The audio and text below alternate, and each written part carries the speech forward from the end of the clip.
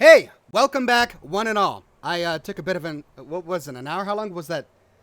I produced a new video. It's uploading right now. It's going to be ready in about 15 minutes.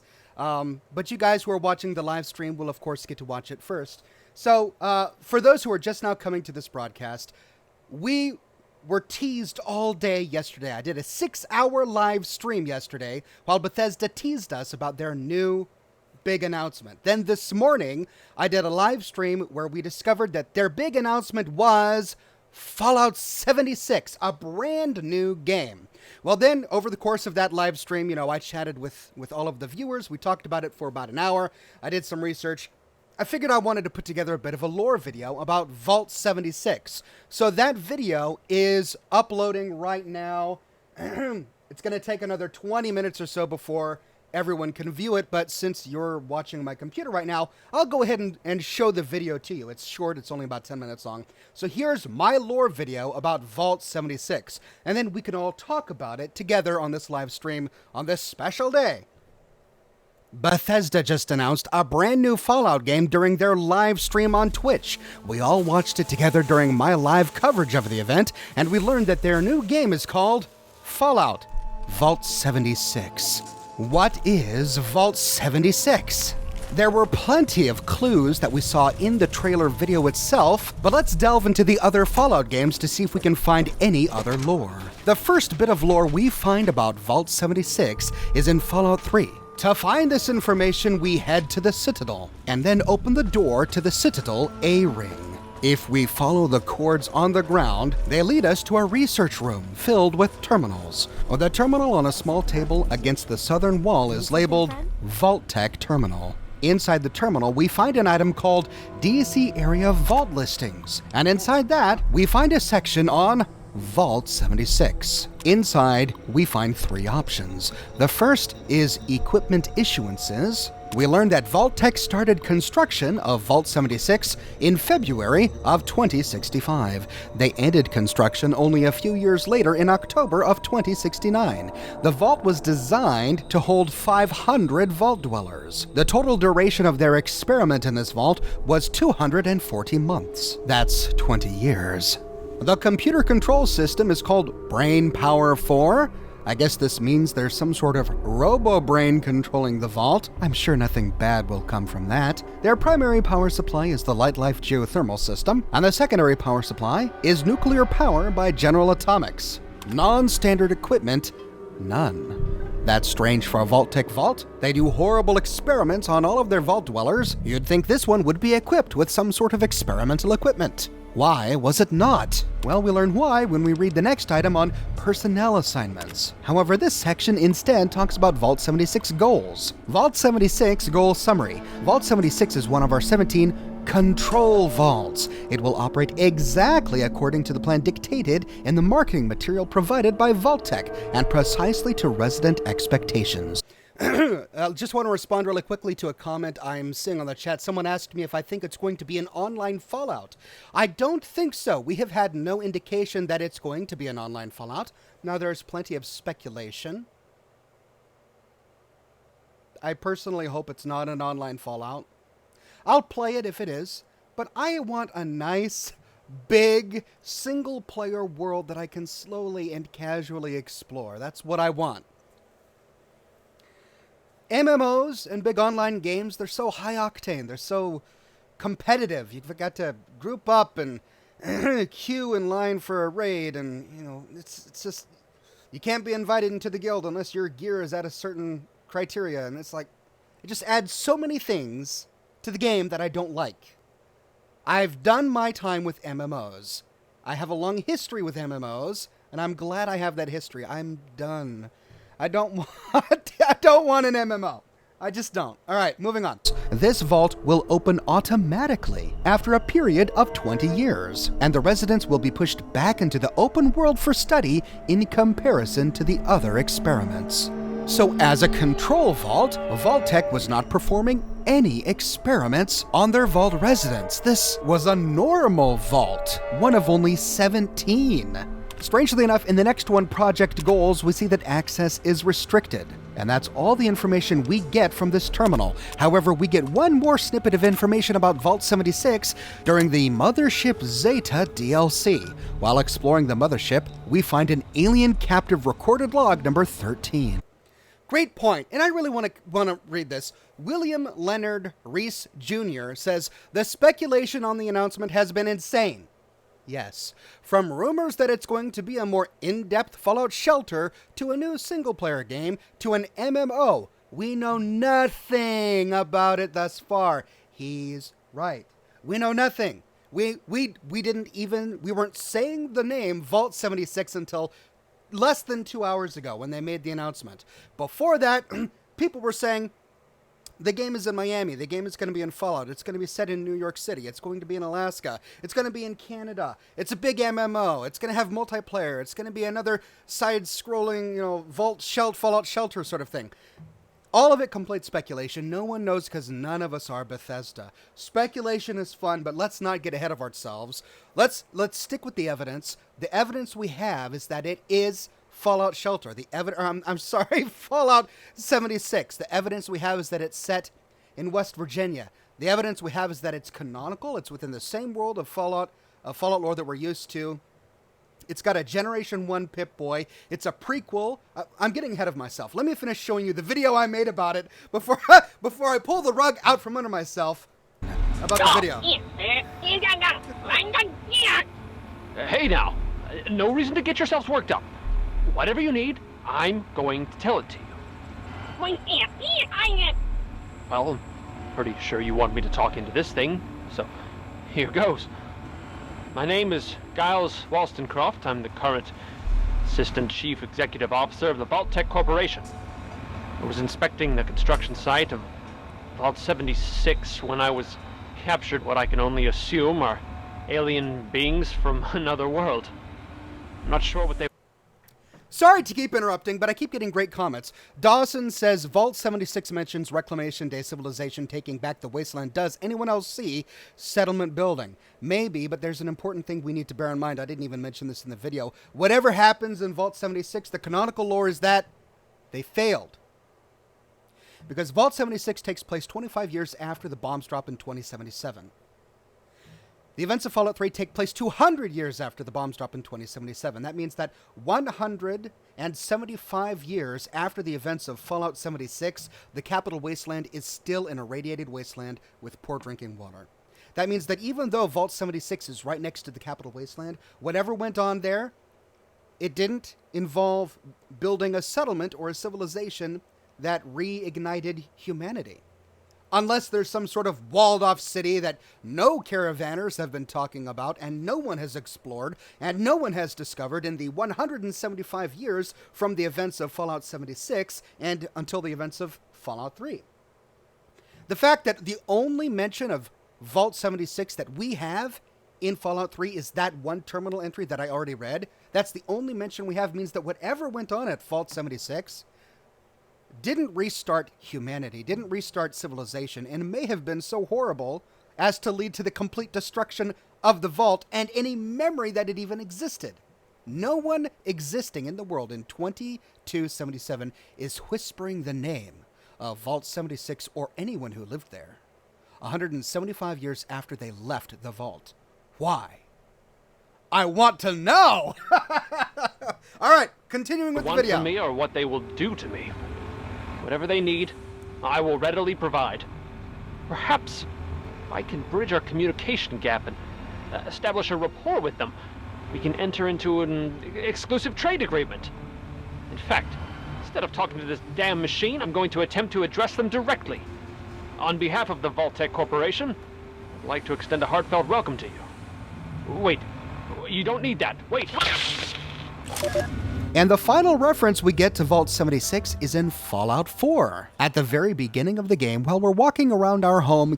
Wait, does that mean that it's set in the capital Wasteland, says Scariest65? I'll get to that in a minute, but as I talk about in this video, in the terminal it says that Vault 76 is within the range of the capital Wasteland. However, we know from the trailer that it's likely set in West Virginia.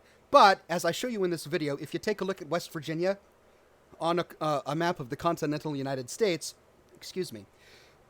The edge border, the final most easterly border of West Virginia is a stone's throw away from Maryland, wherein we find Washington, D.C. So you could argue that having a vault set there, right on the border of West Virginia and Maryland, is on the outskirts of D.C. So it's not in D.C., but it is close. Getting to know Codsworth, talking to the Vault-Tec sales rep, the news anchor on the TV says this about Vault 76. Turning to economic news of the day, Vault-Tec stock continues to rise as tensions with China reach an all-time high.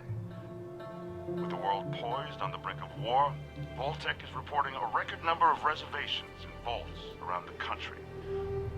Vault-Tec announced a continuation of their popular Welcome Home promotion. They report openings are still available in area vaults 81. You know he's not going to give up. 114.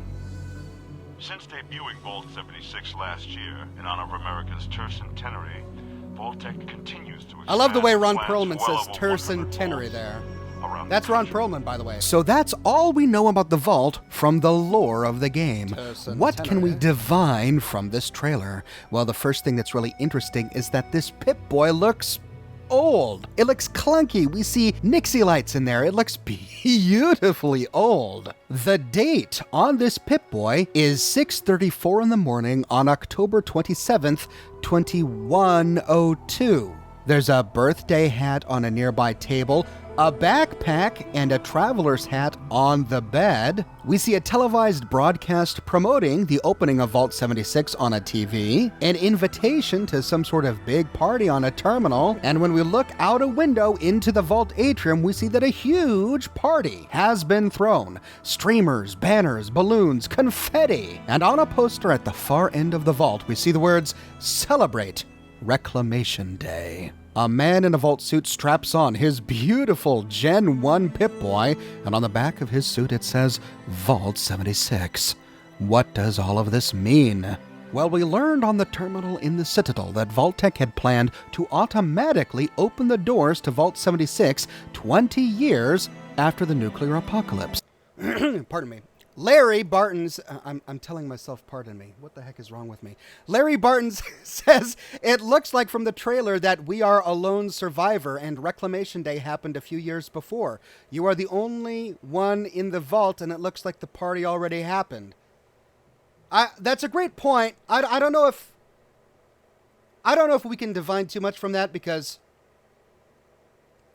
yes, the party already happened, but it could be that everyone already left the vault, right? So they had a big party, the doors opened, it was Reclamation Day, and everyone left the vault. Or maybe since it was only 25 years after the bombs dropped, the atmosphere was still so poisoned by these magical radioactive clouds that as soon as they opened the door, they were vaporized by gas, and only one person survived. Maybe the man who overslept by 5 years.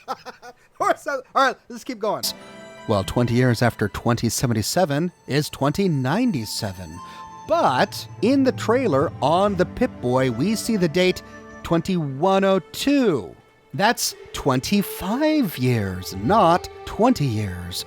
What went wrong? Why did the doors not open 20 years after the nuclear apocalypse? Why did they wait another 5 years? Who made that decision? Was it the Overseer or perhaps Brain Power 4? The celebration we see going on in the atrium is a response to the vault doors opening. The banner says Reclamation Day. What are these vault dwellers reclaiming? They're reclaiming America. Vault 76 is proud of America. We see a poster in the bedroom that says 1776 to 2076. Vault-Tec salutes America. Vault 76, the official vault of the Tricentennial. This is the Tricentennial we saw mentioned in Fallout 4, the very Tricentennial we saw being celebrated on the television inside the vault. This must have been an incredibly important day for the dwellers in Vault 76. They are the center of attention. The world is looking upon them. They're really important. Joe Tech says the game takes place on 2076 and the bombs fell on 2077. The vault is set to open after the bombs fall, so it's likely that the Lone Wanderer will see the bombs fall and thus begin his journey. No. The game takes place on 2102. The Tricentennial is in 2076, right? That was the big founding of Vault 76. That's why it's named Vault 76. It's named after the date when it was founded, and everyone was really excited. They secured 500 spots for the vault, but people didn't actually enter the vault until the bombs dropped in 2077, a year later. Then they waited 25 years. The date on the Pip-Boy is 2102. So they were in the vault for 25 years. We don't see the bombs drop in this game.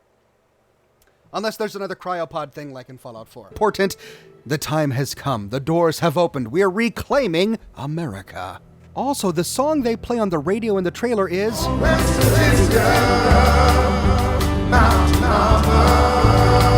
Oh no! What did I do? Loots America, Vault 76, the official vault of the Tricentennial. This is the Tricentennial we saw mentioned in Fallout 4, the very Tricentennial we saw being celebrated on the television inside the vault. This must have been an incredibly important day. Has come. The song they play trailer is...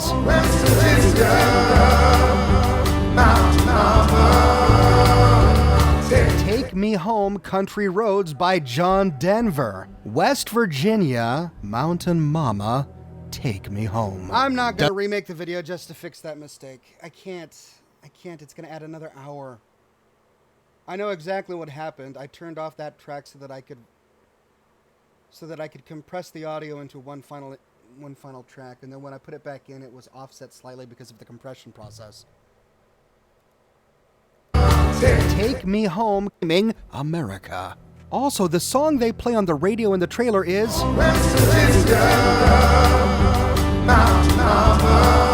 I'll just tell people that I did that on purpose so that I don't get copyright infringement from John Denver.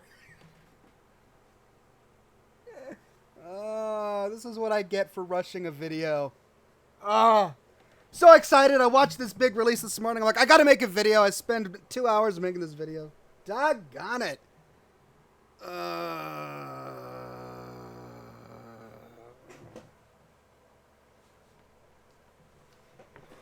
Don't worry about it. It's only 2 seconds. Yeah.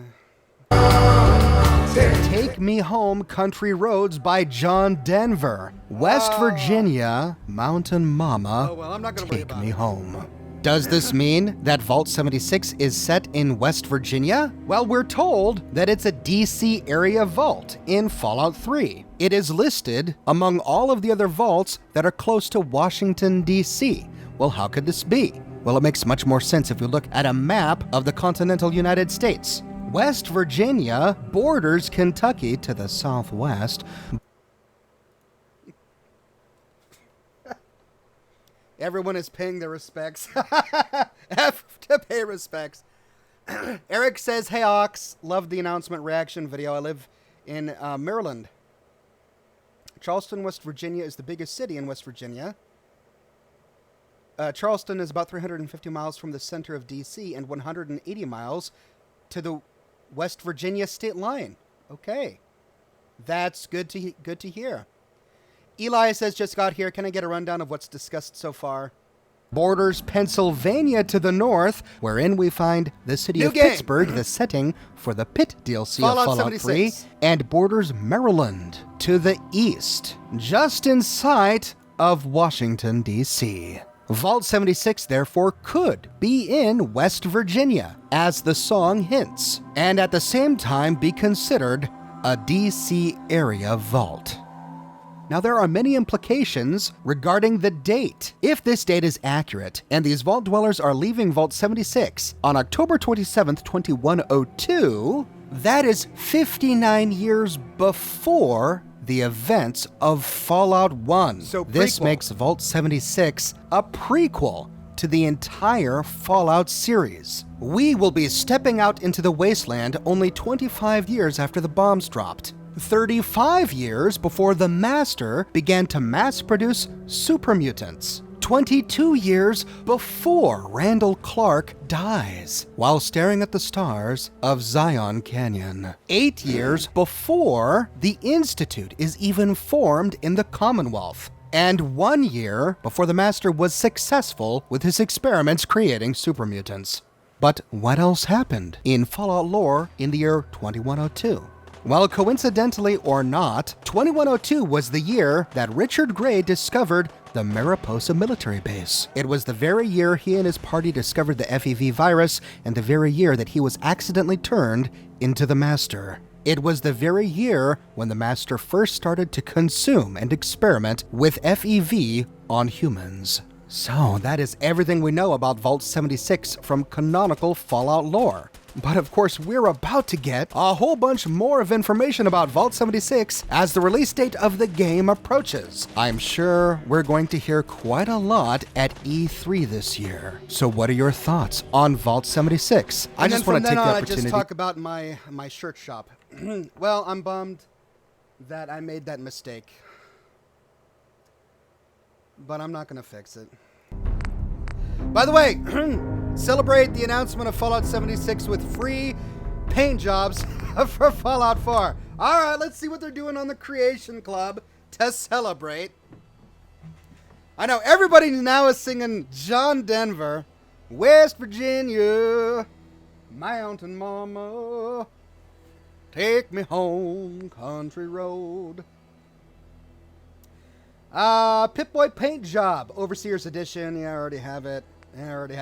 Okay, so these are the 3 deals going on. In celebration of Vault 76, you can get a free Overseer's Pip-Boy paint scheme, which makes sense because of Vault 76, and the Vault Tech paint scheme for armor, and the Vault Tech paint scheme for weapons. Pretty great. Okay, a lot going on today. Let me see.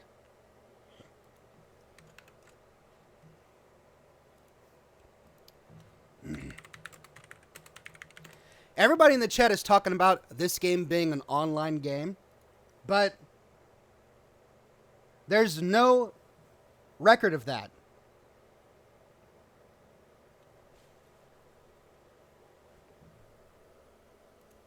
Let's check out Destructoid.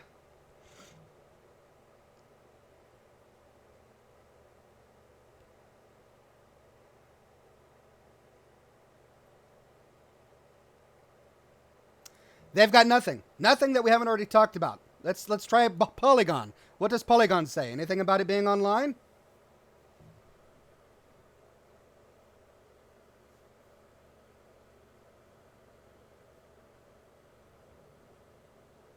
Nope. Nothing about it being online. So people, don't freak out. Don't freak out. Let's try Tech Radar. Anything on Tech Radar about this being online?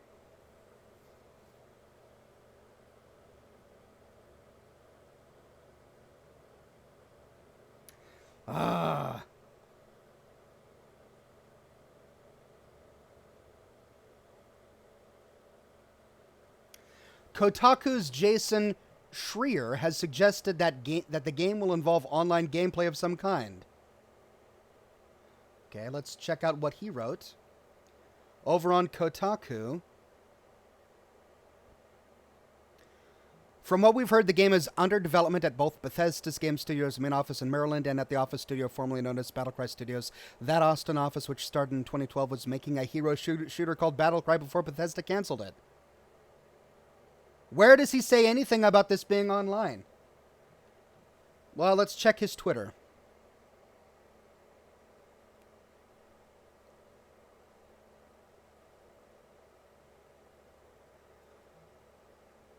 '76 is an online game.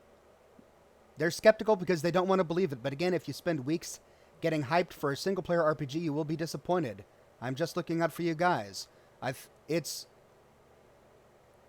I think it's important to reiterate this. Anyone who spends the next 2 weeks expecting Fallout 76 to be a new traditional single-player RPG will be very disappointed.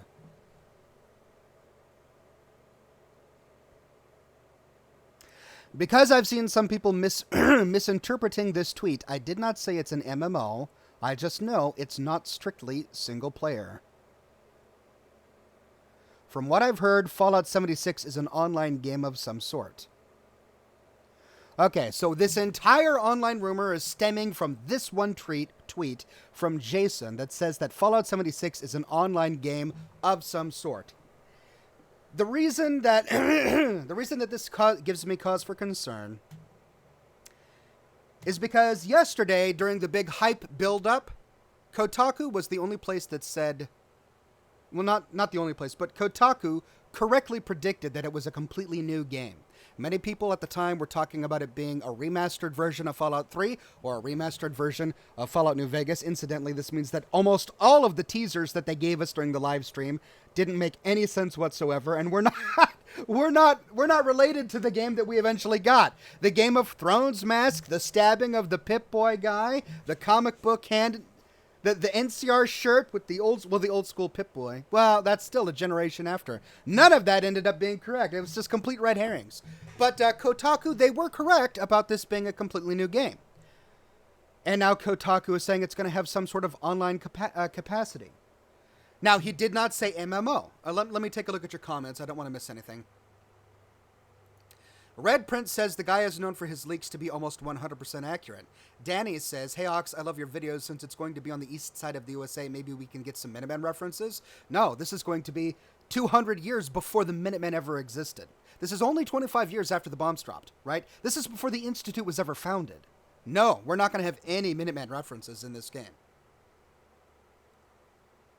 Scrolling up. Sorry if I missed your comments. They just keep flying off the screen.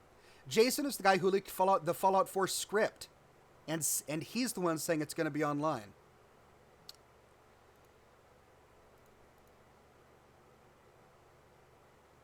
Yep. Hey, it's Pyrex with a wonderful tip. Thank you very much. Says, thank you for everything. Well, thank you very much. That's a wonderful tip. Thank you. I appreciate it. Okay, well, hold on. I know that some people are getting upset about this news, but look, this doesn't mean anything. So, what do we know? We know that it's likely that it's going to have some sort of online capability, but we don't know what that means. Now, he even went to clarify that he doesn't mean it's going to be an MMO, and I hope it's not. I don't want it to be an MMO, but having some sort of minor online capability could simply mean that maybe there's going to be like some sort of teaming up a battle arena. Right? See, the thing that I don't get is one of the beautiful things about the Fallout franchise is that you can mod it. You can mod it. And for an online game, suddenly being able to mod an online game brings all of these other complications. What if somebody installs a bunch of free mods that they download, and then they go into this online game and it overpowers them to the point where they can defeat all of the other players who are not using mods, right? That's the complication I kind of wanted to avoid with any sort of online play system. But maybe they're going to have some sort of feature in place that says, maybe it strips you of all of your gear and then they give you a set of safe gear to use during the online battle section. Or maybe it's, by online capability, maybe it's a lot smaller than that. Maybe the statistics that you're building up in the game are what's recorded, and only the statistics are shared.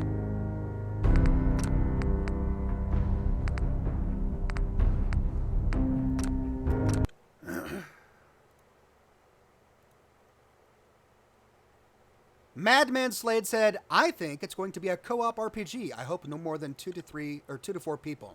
Shark Sleep says all the signs are there. Control Vault, brand new area, probably a prequel setting, etc. It's going to be some kind of MMO a la ESO. I mean, it's possible. I can't say you're wrong. But we don't know.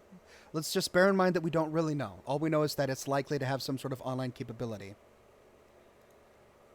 Vactuz says, hey Ox, buy a cigar on me. I feel it'll be a co-op based linear game. That's what I hope it's that way if it's co-op at all. Jotech says, so if it took place later on, why does the vault look so preserved? I'm curious. Wouldn't someone have found it and raided it by then? No, I don't understand why this is so hard. No, it's a prequel. It takes place 25 years after the bombs drop. We enter the game just as they open the doors to the vault to the outside world. So they just finished celebrating a huge party on Reclamation Day. the very day that the residents of Vault 76 go to reclaim the United States of America. Therefore, we, the player, only get our hands on a character who is leaving that vault 25 years after the bombs dropped. This gives raiders no time to raid the vault. It gives no time to destroy the vault. It has been kept in perfect, pristine condition by the vault dwellers for the past 25 years. Remember, it's a control vault, which means that there was no horrible experiment going on that could have destroyed the entire population. So we're going to have it's going to be like Vault 81. Right? Vault 81 was not a control vault, but the experiment failed in a good way because the Overseer refused to allow Vault Tech to harm its residents. And because of that, that vault lasted for well over 200 years so that when we find it in Fallout 4, it's fine. Right? They've got some mechanical issues going on. They've been having to repair it for 200 years. But this vault is only 25 years after the bombs dropped. So it's going to be in even better state, right? All right, my video is processing right now. It's going to be done processing in a few minutes. And at that time, I'm going to have to go put ads in it and stuff like that. And that'll take me a few minutes, so just letting you know. More of your comments. We've got red prints. I'm thinking the online aspect is co-op. And you and your friends reclaim the Wasteland, hence the one feature. Tanth, with a wonderful tip, thank you, sir, says it's a way to force Creation Club. Mark my words. Yeah. Gurgeth says, from a business point of view, it makes sense. I guess it'll be an online co-op. In the teaser, there's the terminal where the message pops up and you're invited. Matchmaking? Maybe. That's a good point. I know that there were other tips that flew off the window or the screen. And sorry if I missed them. It's just there's a lot going on in the chat right now. John says new Battlegrounds PUBG style. Well, maybe PUBG. I mean the battle royale format is popular right now. Maybe it's going to be a PUBG/Fortnite thing, but I hope not, and I doubt it. I don't think it's going to be that at all. So please don't start spreading rumors that that's the case. We don't know. Madman says I had to reiterate that so many times, so many people are thinking Fallout 76 takes place in 2076. I wish people would just pay attention. It's okay, you know, people are excited, you know. Not everybody knows the lore really well. I mean, that's the case with before I started my YouTube channel, I didn't know the lore very well. I just was a huge fan of Fallout 4. I wanted to know the lore better, which is why I made my channel and started doing all of the explorations, and now I know it better. So we can't expect everyone to know the lore really, really well, and so it's okay. People are just excited about the game. Let them express their enthusiasm and ask their questions.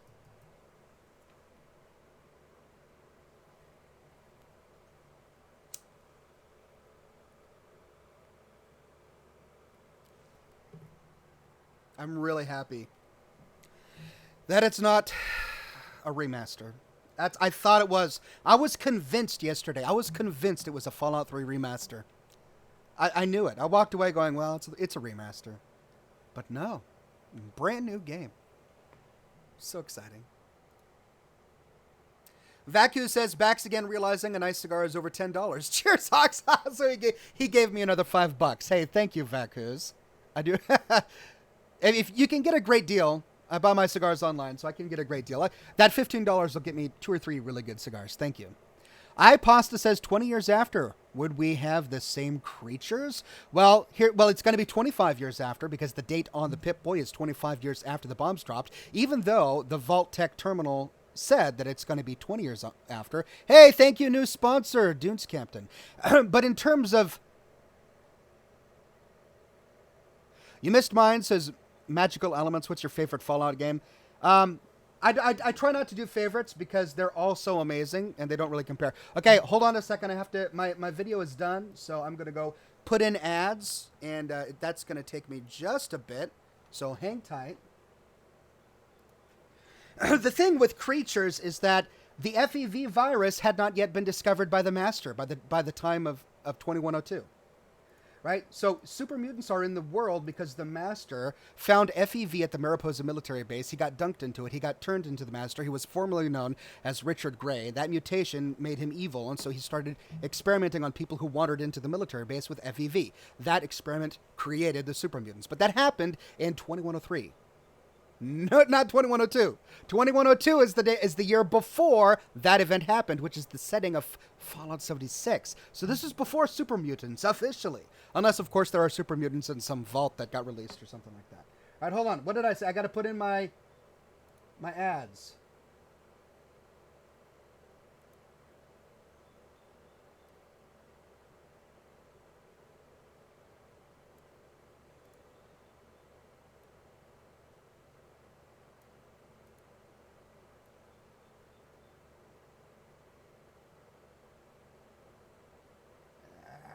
I hate their navigation for this. It's just awkward.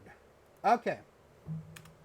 Got my ads in the video. Now I need to add an end screen to the video. Gosh, I don't have a good end screen to add for this. Let's just pick a lore end screen. Okay, I got that. Now to add cards. There are only 2 cards I'm adding for this one. I do want to mention my survivalist video, and then I've got my shop.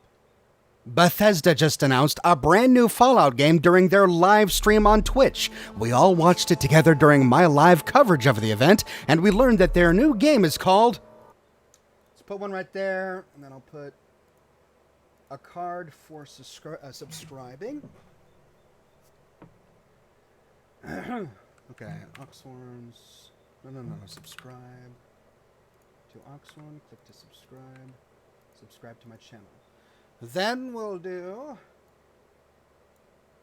a Patreon card. Nope, not a shirt card. We'll do that last. Patreon. Support on Patreon. Click to support on Patreon. Support on Patreon. Now I have to get my thumbnail. Where do I have that saved?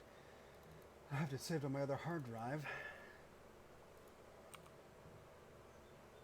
Patreon logo. Great. Then what were the videos I wanted to do? I wanted to do the Survivalist at 9:18. Let's go to 9:18. Survivalist video by Oxhorn. That's my Honest Hearts Part 6 video. So we'll go ahead and find that. Put it there. Honest Hearts. And then the shop ad is at 11:06. So let's go to 11:06. And we'll try and promote the shop.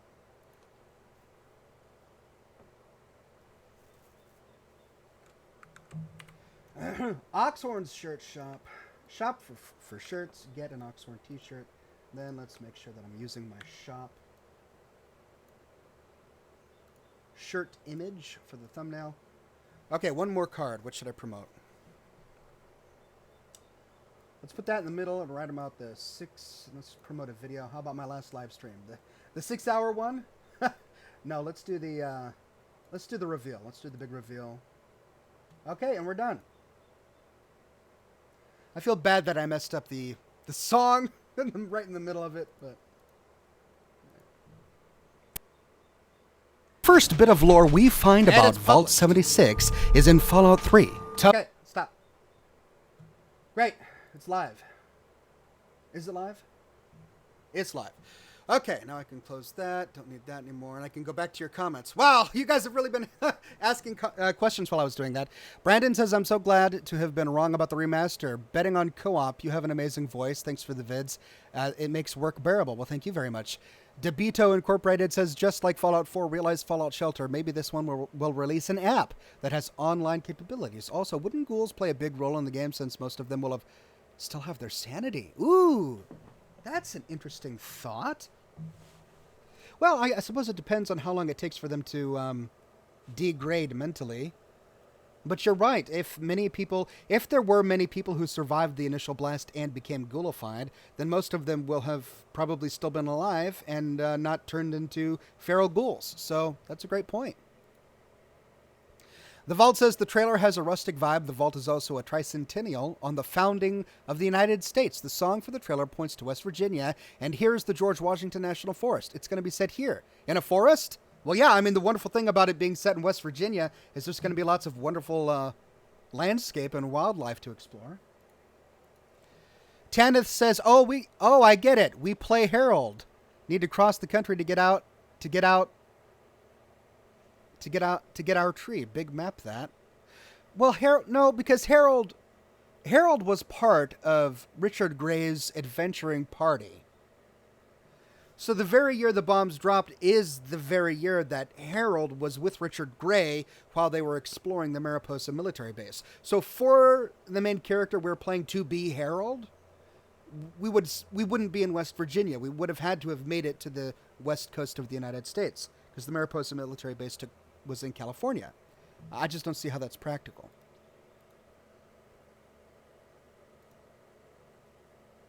Vault 87 had an FAV project. The DC Super Mutants are not related to the Commonwealth ones, nor the West Coast Super Mutants. They are their own subspecies. Yeah, I mean, that's always possible. There's always a possibility that there was some Vault doing experiments on Super Mutants near to Vault 76, and we'll find Super Mutants that way.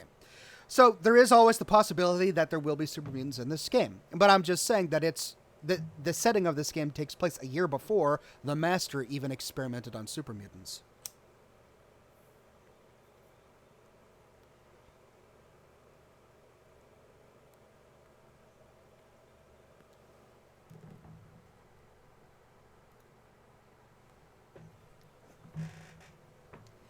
Nicola with a very welcome tip. Thank you, Nicola. Says your videos are awesome. Well, thank you very much.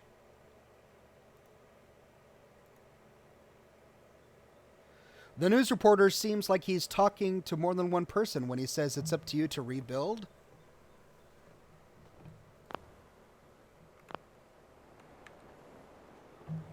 So, yeah, but I don't know if that has any reference to it being a co-op, because even though you are absolutely correct... Oh, this was before I talked to him.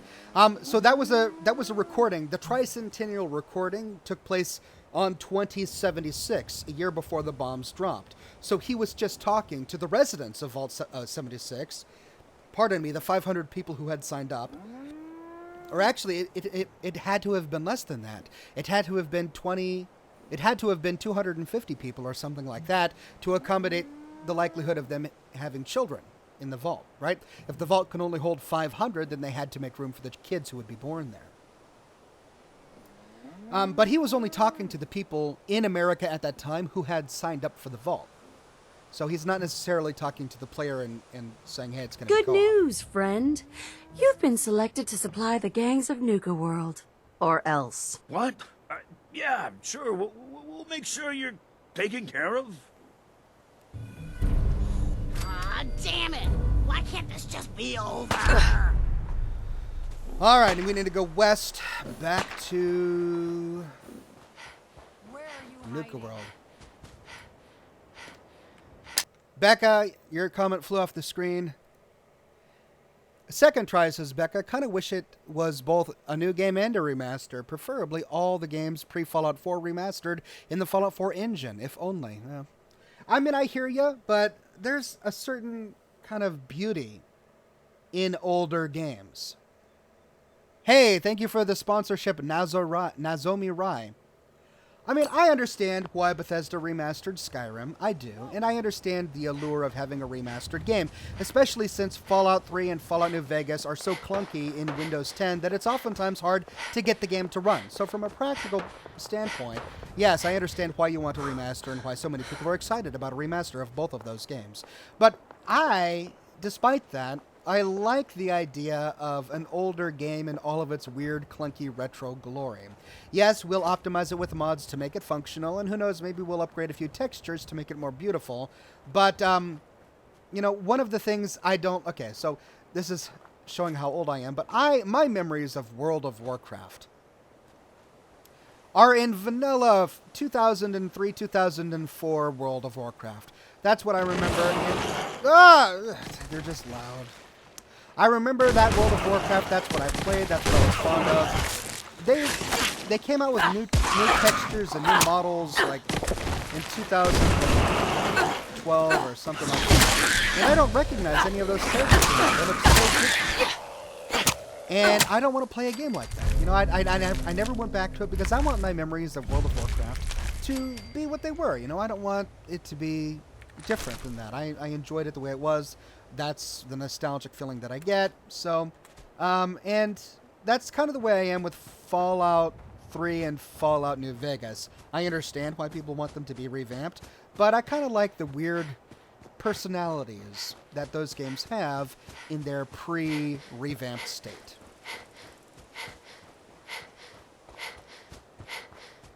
I've been trying to get to the other side of the Commonwealth for 2 days now to try and finish this quest.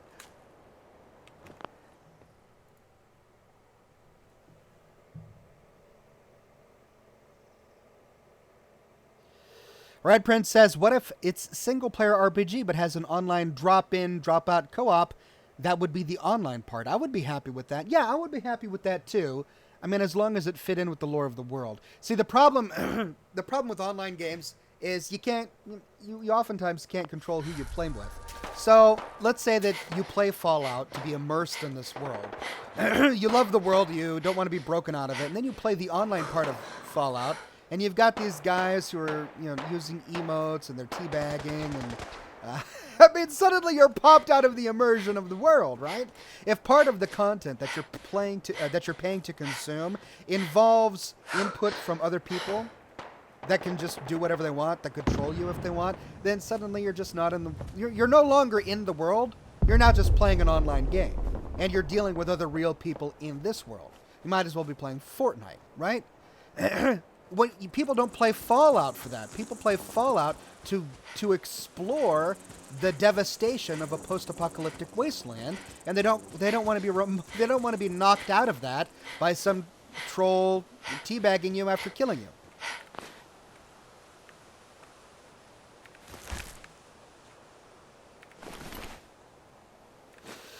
So that's my issue with that. Now, if they can find a way to avoid that while still having a co-op, like if there's no chat and there's no way to communicate with other players, you just see them in their gear or whatever, okay, fine. But I don't know. It's a bit tricky. That said, I'm interested in seeing what they've got to come up with. I'm not going to write it all off just because I hear there's going to be an online portion. Oh, suddenly it's horrible, Bethesda made a horrible decision and I'm not going to buy the game. No, I'm not going to go crazy like that. I am a little bit apprehensive. I am a little bit apprehensive, but, I'm going to give them the benefit of the doubt for now and wait with bated breath until we learn more about it. Wouldn't radiation be a bigger problem, says February is short? Yeah, 25 years after the bombs dropped, absolutely. Since the vault held 500 people, says Anthony, I think that points to a larger co-op in some way, but smaller than an MMO. I mean, I hear what you're saying, but I don't see why that makes any sense whatsoever. Just because the capacity of the vault was larger than the capacity of another vault doesn't mean that there's going to be some sort of co-op. There are going to be a whole lot more players playing Fallout 76 than 500, right? So even if a larger capacity for a vault meant that there was going to be some sort of co-op under the presumption that the people that you're going to be playing with were once vault citizens, after a short period of time, you will have surpassed the 500-person capacity of the vault simply by playing the game, which wouldn't make any sense in the lore of the world. So I don't think the capacity of the vault is any indicator towards it being a co-op or a multiplayer game. I just think that it had a large capacity for a vault, and, probably because they were trying to save humanity in a very large control vault that they could then let out into the wasteland to restart humanity and civilization. That's likely the reason behind having such a large capacity for the vault.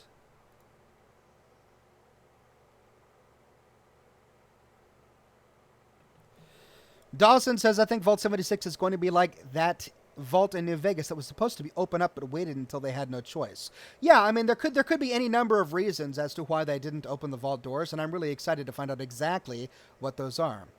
What about just friends in co-op, says Red Prince.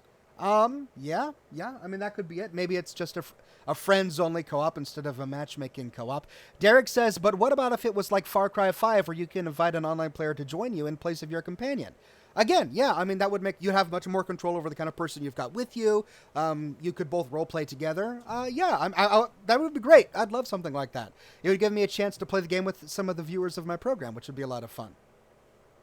Becca says, well, sure, but you can always play the older version for preference. Why not both situations? Remaster doesn't erase the older copies. And you're absolutely right. My preference for maintaining my nostalgic feel of Fallout 3 or New Vegas shouldn't mean that Bethesda shouldn't make a remastered version. I think that if they had the time and resources, they would, because they would make a ton of money. I mean, just see how many people bought the remastered version of Skyrim. It's a ton of people. People would be lining up to buy a remastered version of Fallout 3 and definitely Fallout New Vegas. People have been asking for a remastered version of Fallout New Vegas for years now. Absolutely, absolutely that people would buy it. So, yeah, there is money to be made there. Oh, I lost my Kim.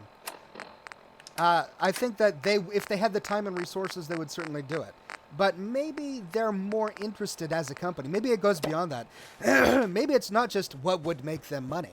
Because making a remastered version of those games would make them money. But maybe they're more interested in something that stokes their creative process. Maybe they could do a remastered version of 3 in New Vegas, but they prefer to make a brand new game like Fallout 76 because they're ultimately creative people. This is why they got into making video games, and they just want to make something new instead of retreading old ground, right? Or maybe they know that they just wouldn't be able to remaster it in such a way that would satisfy themselves or the community. Maybe there are so many glitches or so many things that they can't recreate with today's technology that were made at that time. I mean, there could be any number of reasons why they choose not to do a remastered version, even if it is within their best financial interest. But I agree that, just because I would prefer not to have one, doesn't mean that they shouldn't make one. And I certainly didn't insinuate that that should be the case. The name Fallout 76 was mentioned in December 2017 in a forum. The leaker said it's a Rust clone.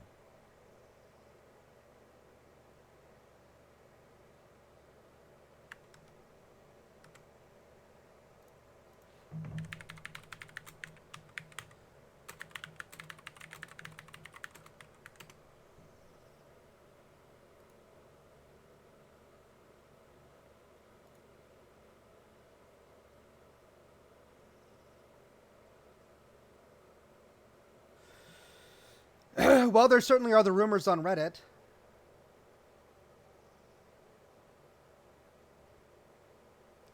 But it's just rumor.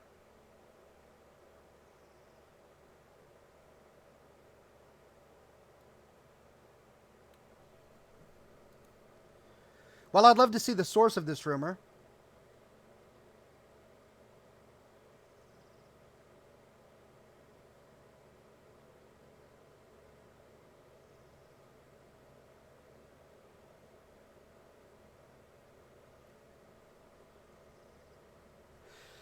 Okay, well, people are definitely talking about a Rust clone. Don't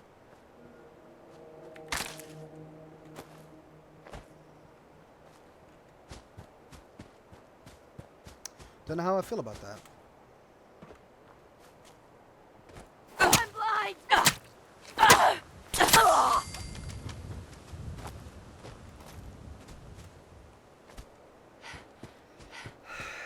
Again, that's an unsubstantiated rumor, so we can't take it seriously. But it's certainly something to contemplate.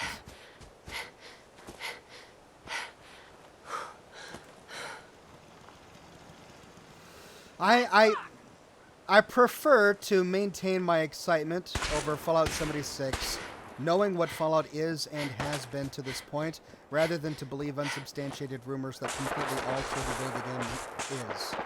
We don't know exactly what it is. That said, there's plenty of rumors that it has some sort of online capability, and if they're correct, that people have been predicting a Rust clone since December of 2017, that, it means that that's likely what it's going to be.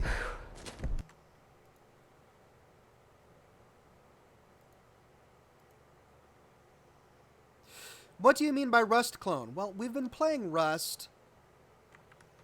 We've been playing Rust during my live shows, Scotch and Smoke Rings, which airs every Thursday night at 7 o'clock p.m. Pacific time. And Rust is a really fun game. I've been working on the single-player version of it, but it's got a matchmaking multiplayer co-op version as well, where you've got vehicles and you can drive around and you've got big guns. Now, the thing that I don't like...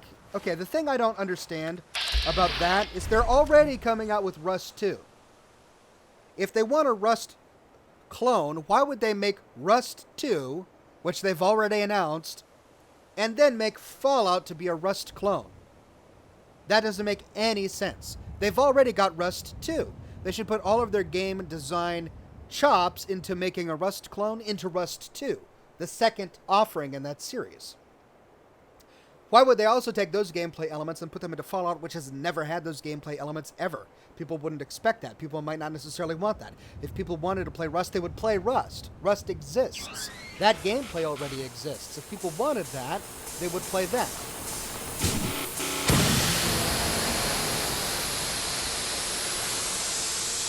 Why are you just now finding me? I hacked you way on the other side of the Commonwealth. So yeah, we have to also...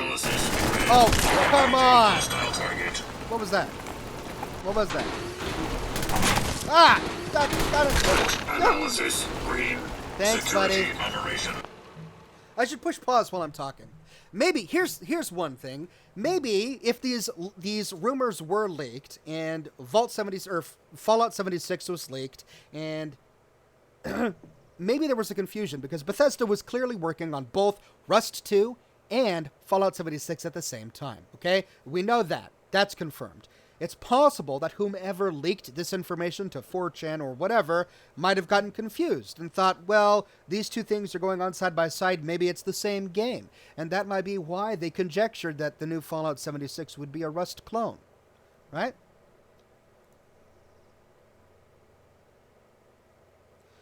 What's Fallout 76, my friend? I just published a video on it today. Let's see how my video stats are doing.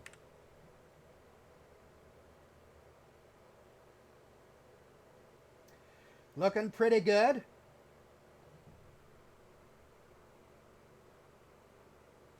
Let's take a look at real-time traffic. Whoa! Wow! I'm breaking records with this broadcast. Holy cow. I didn't even look at it. Jeepers. That's great. I'll share with you a link to the video that I just published. Bethesda just announced a brand new Fallout game during their live stream. Here's the video I just published on Vault 76 so that you can watch it, okay?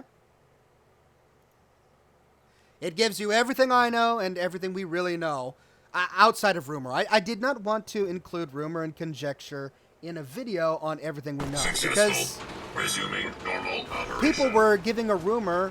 If you take a look at rumors that were circulating yesterday, there were videos about Fallout New York and remastered versions of Fallout 3. Oh, daggone it, I threw that on accident. And, you know, if you publish content like that, you're likely going to be wrong. So I don't want to mislead my viewers, so I don't like publishing content that talks about rumor and speculation. So the video I published today only contains canonical, lore-friendly, confirmed stuff that we already know. I lost my... Okay. I need to just get rid of some stuff. Why am I running around so much? Do I have anything I could consume that'll... Yeah, where's the dirty Wastelander? Oh, it's all this Nuka Cola. I'm carrying all of this Nuka Cola.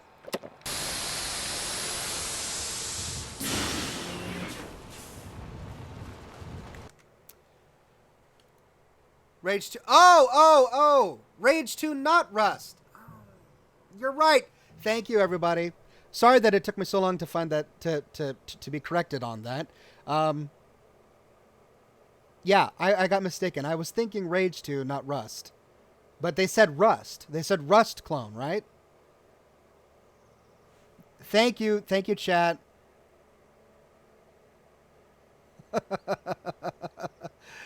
Thank you, chat. All right, well, let's answer some questions. It's Rage 2, not Rust 2. Right. Okay.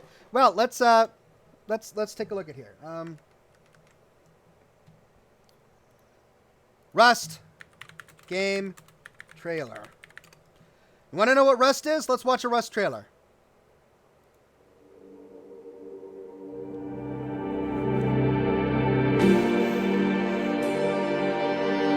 Whoa! Hello!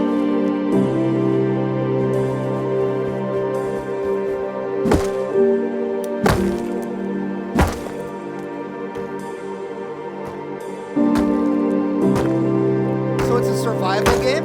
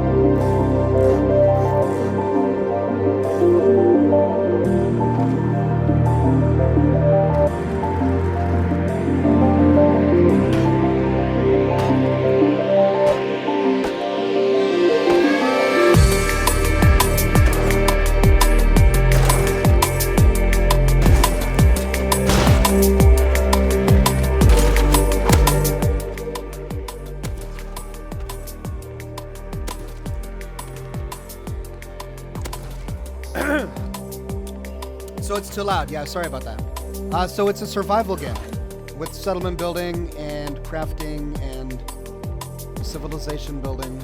Okay.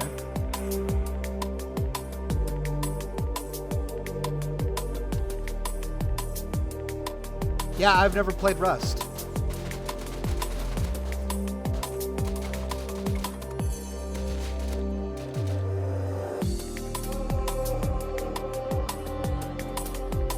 Jay says, aren't you confusing Rust 2 for Rage 2? Yes, I was confusing Rage for Rust. I'm sorry about that. Thank you for correcting me, everybody. We are now watching the trailer for Rust, not Rage, which rumor says is the gameplay mechanics that Fallout 76 is based on.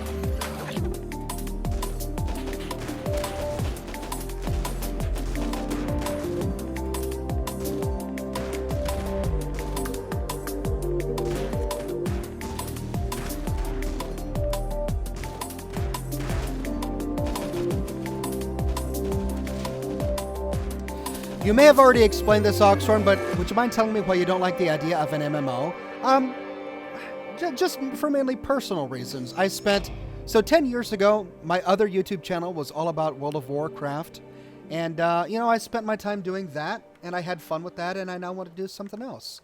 That's really it. I mean, I don't think it's going to ruin the purity of the game by having MMO elements or anything like that. I'm not going to get into that.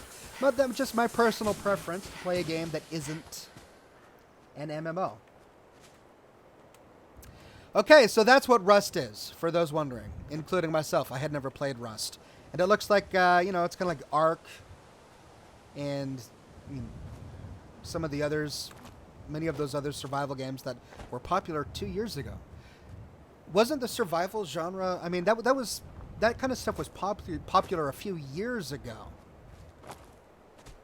Why would they be remaking a survival game now? Did you see the Kotaku article that was just posted? Well, all right.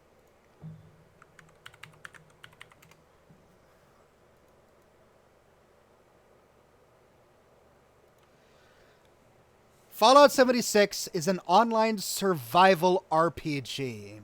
When Bethesda announced Fallout 76 with a teaser trailer this morning promising more information at E3, it was pretty easy to assume that the new game would be a traditional single-player role-playing game. But Fallout 76 is in fact an online survival RPG that's heavily inspired by games like DayZ and Rust, according to 3 people familiar with the project. Unnamed sources. Those people, speaking anonymously so as not to damage their careers, I wonder why, confirmed that Fallout 76 is an experimental new entry in the long-running post-apocalyptic series. When Bethesda first teased the game on Tuesday morning, fans and pundits speculated that it might be a Fallout 3 remaster or a New Vegas-style spin-off in a new location. But as Kotaku reported that afternoon, it is in fact something completely new and completely different. The teaser might lead Fallout fans to believe that this is a traditional entry in the series, but according to our sources, that is not the case. Originally prototyped as a multiplayer version of Fallout 4 with the goal of envisioning what an online Fallout game might look like, Fallout 76 has evolved quite a bit over the past few years, those sources said. It will have quest and a story like any other game from Bethesda Game Studios, a developer known for meaty RPGs like Skyrim. It will also feature base building, just like in 2015's Fallout 4, and other survival-based and multiplayer mechanics, according to those sources. One source cautioned that the gameplay is rapidly changing, like it does in many online service games, but that's the core outline. The game is named after the series Vault 76, which has been mentioned in both Fallout 3 and Fallout 4. According to Fallout lore, Vault 76 was meant to open just 20 years after the nuclear war, allowing for a far less civilized setting than previous games. Fallout 3 and Fallout 4, which are full of cities and settlements, both take place over 200 years after the war, after much of the population has had time to reconstruct human civilization. Fallout 76 will feel different, as the narrator of the trailer says, when the fighting is stopped and the fallout has settled, you must rebuild.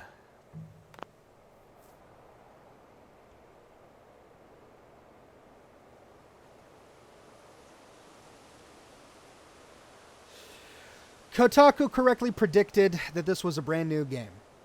Kotaku is likely correctly predicting that it's going to be a survival, settlement building, multiplayer game like Rust.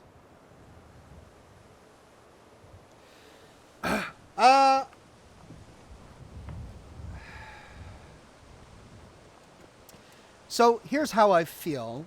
I'm struggling against the desire to get a game like Fallout 4. I love Fallout 4. I love Fallout 3. I love Fallout New Vegas. Those are the kinds of games I want to play again. So after hearing this news, part of me is struggling with the news because those are the kind of games that I want to play. Now, I want to have an open mind. I realize that having an open mind can lead to disappointment, but what is life if you can't at sometimes be disappointed? We can't expect to never be disappointed in life. We may as well live as much of it as we can filled with hope. Why be cynical? As Conan O'Brien says, I hate being cynical. Or cynicism is my least favorite character trait. So, in that vein, in an effort to not be cynical, there's Gage. Why does he not want to step foot in the Commonwealth? Come on, Gage, buddy. In that vein, let's be hopeful about Fallout 76. First of all, the lore sounds amazing. I love that we get to explore a vault in a prequel setting. All of that sounds great. I loved the settlement system in Fallout 4. So I enjoyed settlement building. I know that there are many people who enjoyed settlement building. I tried to get into games like Ark. I never played Rust, but I see that it's a game that I've tried to play before. I've tried to play games like that before. And I could never get into them. Hello. And on behalf of the Nuka Cola Corp... I'm going to have to mute that because that's going to drive me crazy. But you know what? The last time I tried to play a game like that was years ago, and I've never seen Bethesda try to turn their hand to a game like DayZ or Rust. So who knows? They may be able to do it in a way that's better than it has been done in the past. Perhaps they'll be able to do it in a way that's more polished. Maybe they'll be able to make it more player or user-friendly. I don't know. So, yeah, I'm optimistic. My hopes are high. I want to stay positive on this. I want to maintain my excitement and enthusiasm for the game, and I'm eager to learn more about it as time goes on. But yeah, that's what we know. Mr. Cheesy says that the game audio is too loud. All right. I'll take care of that.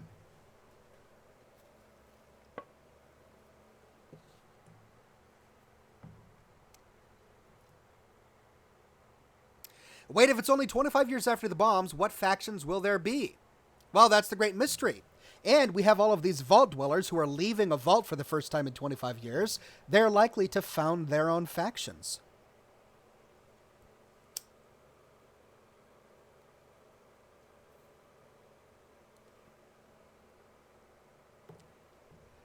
It's weird knowing that ultimately, no matter what we do in Fallout 76, it's not going to matter.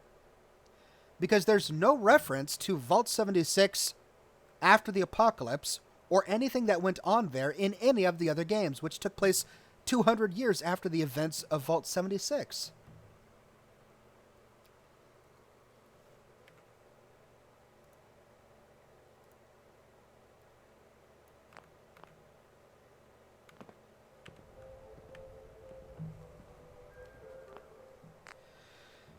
So, I don't know. That's a little frustrating. If I, channeling my inner Minuteman.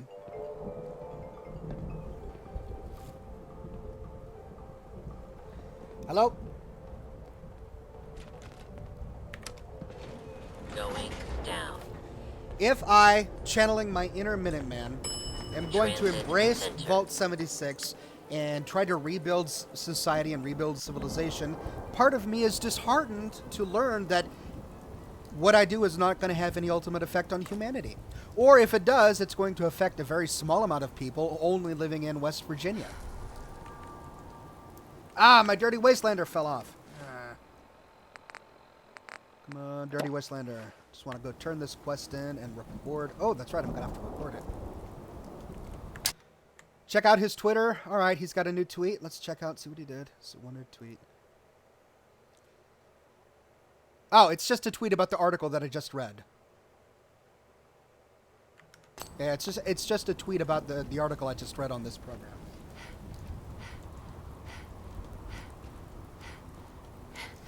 I need to find a place to stash all this Nuka-Cola.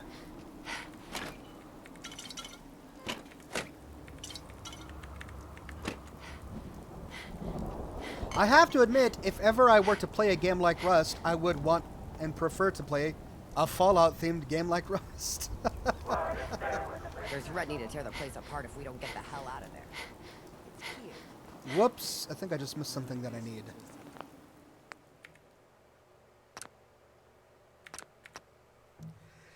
Part of me, I forgot that I'm also trying to shoot footage for a video that I'm working on. So let's get my recording software on up here so that I can shoot any conversations that I happen to overhear. And I don't want to neglect the chat. Alice Fox says, gotta remember also that since it's the Fallout 4 engine, it's unlikely to be an MMO. The Kotaku guy also said it ain't an MMO. Yeah, I think it's clear. We're clear by now that it's not an MMO. It's instead going to be a Rust-inspired survival-like game. Kotaku is probably full of it, says Old Duri. Bethesda has shown that they put variations on their base game engines for new games. It works. Why would they change that?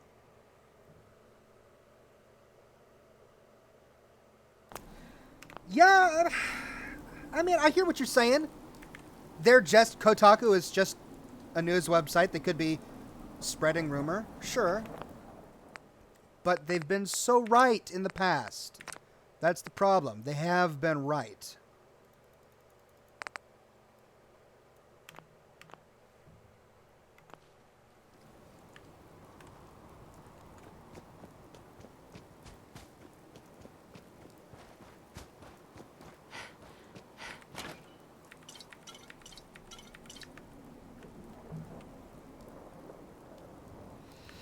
They were right yesterday when they predicted that it was going to be a new game and not a remaster.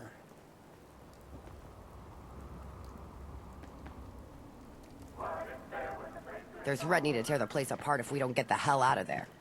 It's cute, but irritating. Then I guess we'll just have to let them know who they're dealing with.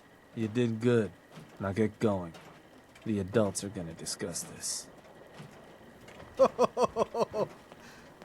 Why has it got to be so nasty? Hey! Figure this would happen sooner or later. Our outposts caught the attention of some of our new neighbors in the Commonwealth. An outside crew of raiders think we're honing in on their territory. Sounds like they're planning to tear the place up, and our people with it. Suppose this provides us a good opportunity to make an example. You thinking what I'm thinking? Mayhem and destruction is what I'm thinking, for what it's worth. What can you tell me about this gang? Not a whole lot. Our scout said the boss calls himself Sinner. Claims to have a decent-sized crew ready to take what we stole fair and square. Suppose he just needs to learn who his betters are. So, are you and I of the same mind on how that ought to get done? There are a lot of people in the chat right now really dismayed by this news, and that's understandable and it's okay. But I want to encourage as many of you as possible, because we've only seen one trailer about the game. Everything else is from the rumor mill. Everything else is online gossip. We don't really know what to expect. Also, just because the gameplay style is in the vein of Rust doesn't mean it's a clone of Rust. Doesn't mean that the gameplay itself is going to be identical to that of Rust. It could be that perhaps Bethesda saw the gameplay style of Rust and other survival-based games like that as inspiration, and then refined it and honed it in a way that makes the gameplay style really fun and interesting. So, I don't understand a knee-jerk reaction to just hate on something that is different. Or to hate on something that we didn't expect. Rust is an awful game. Okay, that's fine. Rust may be an awful game, but that doesn't mean that this will be. Right? We just don't know.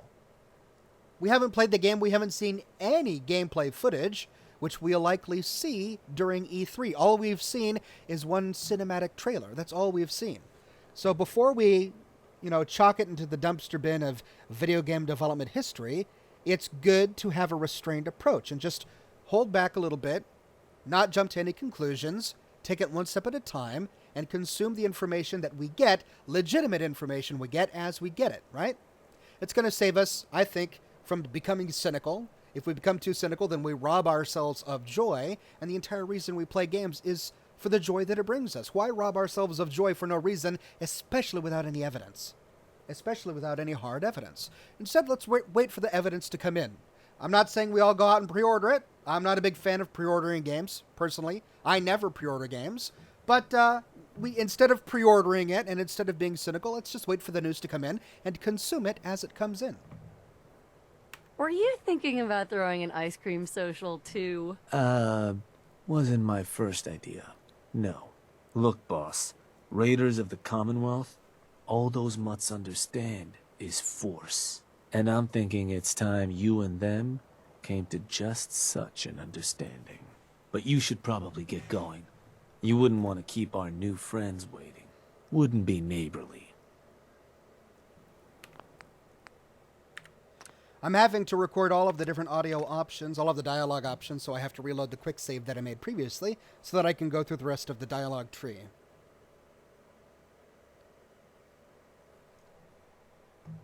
I will rip them to shreds, personally. Bingo. Only language raiders in the Commonwealth understand. Force. But you should probably get going. You wouldn't want to keep our new friends waiting. Wouldn't be neighborly. Shank, my friend. All right, reading some of your comments. Tech Roller says, I really hope it's awesome. Survival games are awesome, but almost always get stuck in development hell. Hopefully Bethesda will do it right. Here. Drew says, I would love if the building system of 76 would be like Fallout 4, and you can have NPC settlers in the bases you build and make your own faction. I mean, yeah, that would be great. That's one way to go about it where it would be a lot of fun, where you can have your own settlers and the settlement system is not cumbersome like it is in Rust and games like Rust that I've played, but more like Fallout 4, which is a little bit better in my opinion. Tristan says, love your lore, Ox. Late to the stream, but did you notice that the Pip-Boy is identical to those found in Fallout 1 and Fallout 2? Yeah, and that's intentional because Vault 76 was one of the very first vaults that was populated. So when Vault-Tec purchased all of the equipment that they put into Vault 76, which they founded in 2076, a year before the bombs dropped and before many of the other vaults like 101 and 111 were created, they likely bought Robco Tech at that time. Robco didn't develop the Pip-Boy 3000 or the Pimp-Boy 5 billion or whatever until much later, right? So naturally, the technology of the Pip-Boy is going to be an earlier model like the ones from Vault 13 and 15, which also were earlier vaults that started with earlier technology. Earlier Robco technology. Mr. Crowbar says Vault 76 works perfectly with the Rust concept, and the name implies that Fallout 5 will still happen and still be a single-player game. Plus, Fallout, as we know it now, is a deviation from the original anyway. Lots of great points in there. We do have to admit that, the original two Fallouts, Fallout 1 and Fallout 2, were, above the head. Is isometric the right word? Kind of game. And that by creating Fallout 3 and turning it into a first-person shooter, it kind of changed the entire Fallout vibe as it was. Having a survival-based RPG it's a deviation, but not by much, because each of the games that we've had do have survival modes. Fallout 4 has a survival mode. You're not doing a bunch of settlement. Well, you are doing settlement building, I suppose, if you want to. But there was a survival system in Fallout 4. That's true. And it kind of does fit the Vault 76 concept. So who knows, it might work. Thank you, new sponsor, Loser Nerolin. Baha Max says, just after the bombs, there won't be mutations of any kind to humans or animals. Pardon me. The only thing that will exist is pandemonium and chaos, people looting, survival of the fittest, hence survival RPG. Yeah, I mean, this is a great setting for a survival RPG. If there was to be a Fallout-inspired survival RPG, the Vault 76 idea is a great setting for it, because it is early in the history of the nuclear apocalypse. It's only 25 years after the bombs dropped. That said, there will still be mutations, I think. Ghouls can turn ghoul really quickly. Like we heard in that holotape inside the abandoned apartment in Cambridge in Fallout 4, we heard a woman turning into a ghoul over a matter of days after initial exposure. And is turning into a ghoul a mutation? It's kind of a mutation. So mutations may be able to happen more quickly than we would think, so we're likely to fight strange animals and monsters in Fallout 76. Rusky says, I think people are gun-shy about a studio like Bethesda Game Studios doing a multiplayer game so soon after all the loot box news. Yeah. Hey, Oxhorn, cheers. I've only played Fallout 4, so I'm still hoping for Fallout 3 Remastered, so fingers crossed. As for this possible line of Fallout, I'm open to it. Well, so am I. Good insight. M Yelling says $5 says that if the game is online only with no dedicated or private servers, mods will be locked to the Creation Club.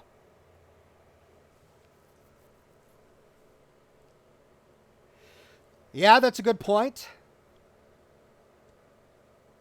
Yeah, that's a good point. And then if that's the case, we'd see an economy much like Fortnite where you can buy skins that don't really improve your gameplay. They don't give you an advantage. They just change the way your particular game looks.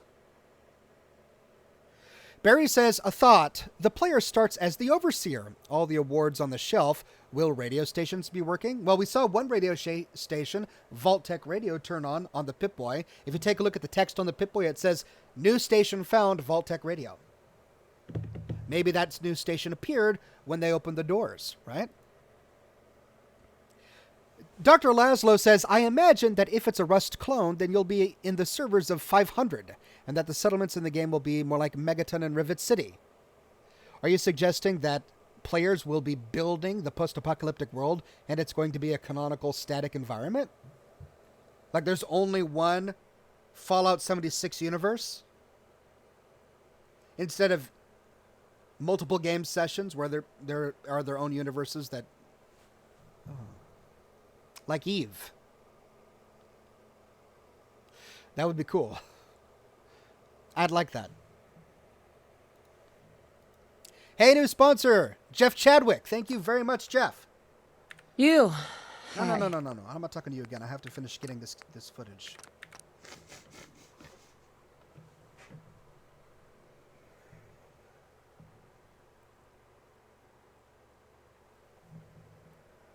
I want to try talking to them. So that's a no then. Look, boss. Your clout may get you what you want around here, but that doesn't earn you a thing with raiders in the Commonwealth. All those mutts understand is force. And I think it's time you and them came to just such an understanding. But you should probably get going. You wouldn't want to keep our new friends waiting. Wouldn't be neighborly.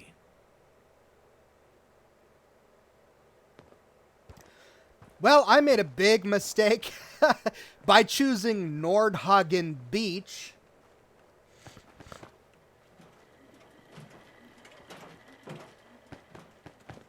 As my first raider settlement.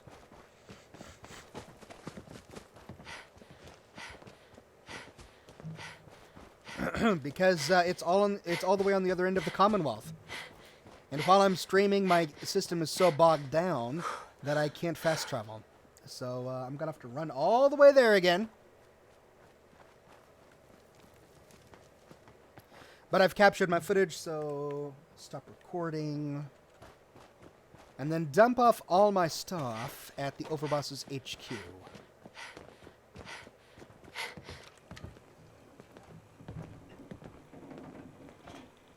I would be fine with an optional co-op, maybe 2 to 4 players. Yeah, that's what I'm hoping. I'm hoping that it's going to be an optional co-op.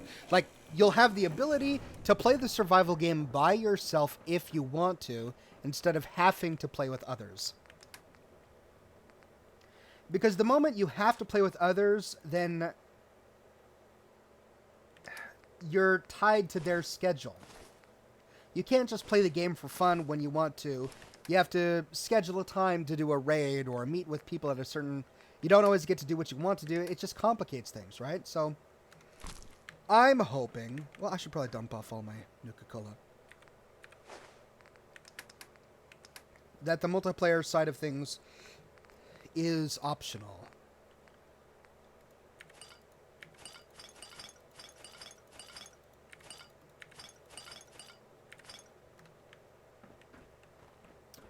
But we will see.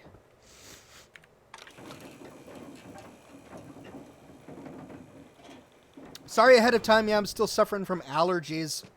Allergy season here in Washington, where I'm broadcasting from. Lots of yellow pollen flying all over the place. Or white pollen. Wow, your comments just keep coming and coming. Bombka says Fallout can't have multiplayer mode because VATS won't work if the game can't be paused.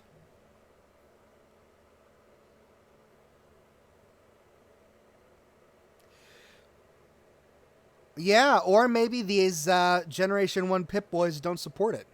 So there won't be VATS in the game. Just an idea. Swanberg says, I love your channel and your videos. Keep it up. Never knew nerding out over Fallout can be so fun. Why, thank you very much. Corey says, there will still be Deathclaws, however, because in Animal Kingdom, whenever the military was experimenting with the Jackson's chameleon. That's true. The military was indeed experimenting on the Jackson's chameleon. And if we installed the Automatron DLC, we saw CAT scans and X-rays of a Deathclaw in that same government bunker underneath the relay tower. So we know that the military had already produced the Deathclaw even before the bombs dropped due to their own experiments.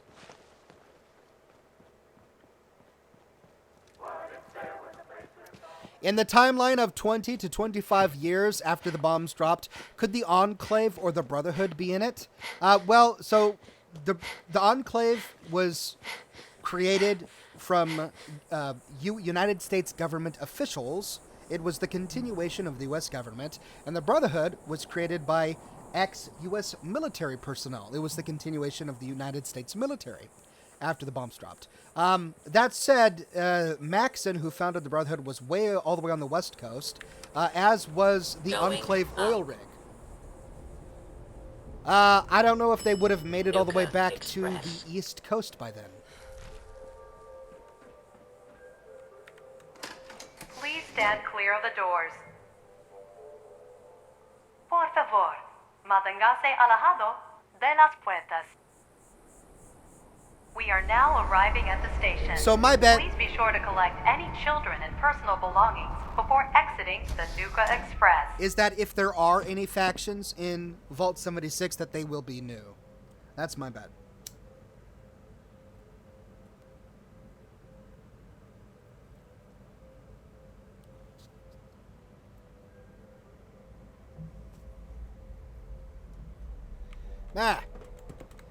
Move it, Gage. I've got a video to make.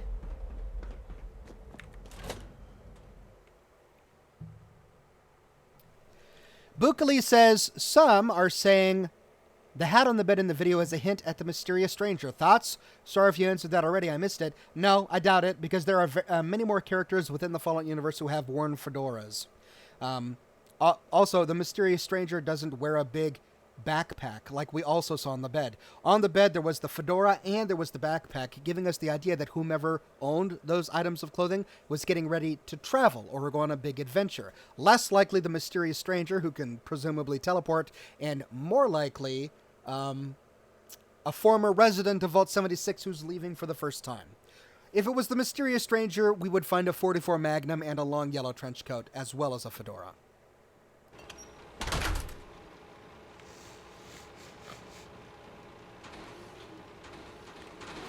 Oh, he's still here. Gage may have abandoned me, but SentryBot's still there. Oh, we gotta go all the way back to Nordhagen Beach.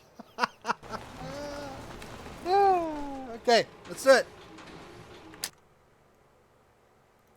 Hey, new sponsor, Loaderbot. Pleasure to have you on the program. Zachary with a tip says, if it's set in West Virginia, there was a Cold War bunker under the Greenbrier Hotel in White Sulphur Springs for Congress to evacuate to. That could be Vault 76, or that could mean that there's a nearby Enclave vault. All of these are wonderful possibilities. We don't really know. Have you discussed, asks Austin, the connection of Dam Logger and the Harvey, Virginia area and the Smith Mountain Lake area? I have not discussed that because I'm completely ignorant. So when it comes to like local West Virginia history and popular attractions, I know nothing. I've never been to West Virginia. So I haven't spoken about those things. I don't know anything about it. I wonder, says Fatal Tendency, if certain items will transfer over or even decisions made in 76 having some sort of effect in the world of 5, like Mass Effect in a sense. And Matt says, well, VATS can still work. Mad Max was able to do a slow motion thing in console, so I'm sure Bethesda could pull it off. Yeah, who knows what they'll do. I'm sure that if they want to have VATS, it could work. Love your channel, says Sandra, seeing the Nuka World souvenirs and the Zayton ship. I think Vault-Tec among the stars. Your thoughts?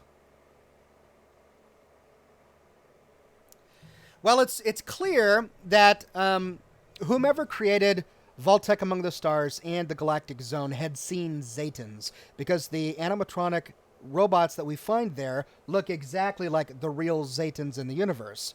This means that it's likely possible that the military knew that the Zaytons existed and had a few specimens on hand. Enough so that the Zaytons were part of popular culture. There was even a video game about the Zaytons and movies about the Zaytons in that universe. Sorry, someone asked me one question. The decision makings. Well, Fallout 5 is a fantasy right now. We don't know anything about it. We don't know if it's in production. They haven't talked anything about it. The fact that we've got Fallout 76 to talk about now is incredible. I didn't expect this in a million years. That's great. But, I mean, it's way too early to start talking about Fallout 5 in any meaningful way.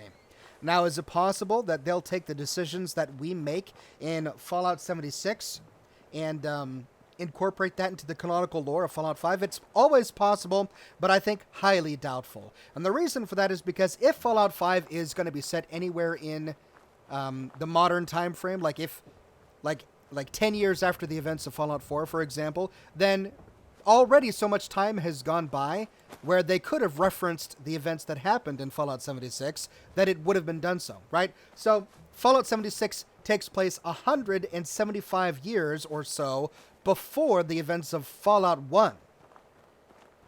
I'm sorry, before the events of Fallout 3. That's a whole lot of time. So that's almost 200 years that we could have seen any references to what went on in West Virginia in the capital Wasteland or the Commonwealth, and we don't see anything. We don't find any references to anything that happens in West Virginia in any of the games, except for a mention of Vault 76, but that is a pre-war mention, not a post-war mention. So if it wasn't mentioned in any of these games, the likelihood that it would be mentioned in Fallout 5 is slim to none, if it's set in this timescale. Now, perhaps Fallout 5 will be set, 5 years, 10 years after the events of Fallout 76, and if that's the case, then sure, maybe some of the permanent, civilization-building decisions we as a gaming community make in this perpetual Fallout 76 world could be referenced in Fallout 5.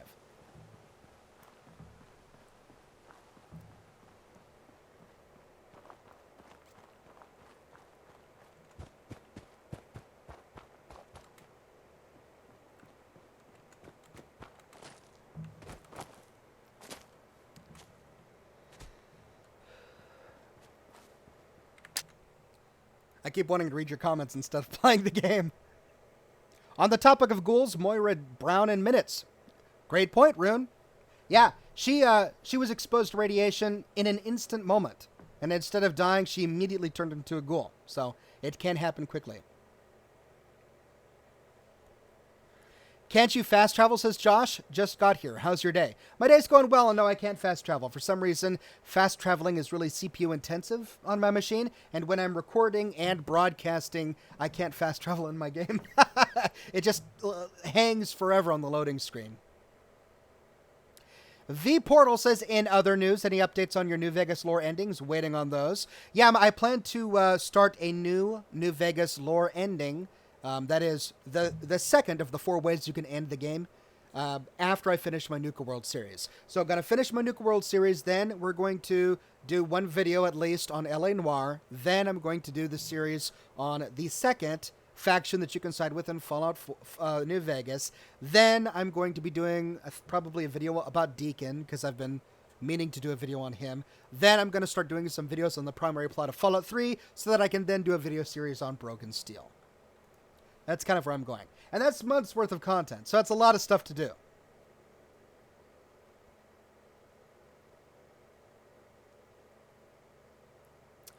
Loa says the intro song on the new teaser has the same beginning as the intro song to Fallout 3. The songs also talk about going home. We're going back to DC. No, it's a completely different song. The song in the trailer is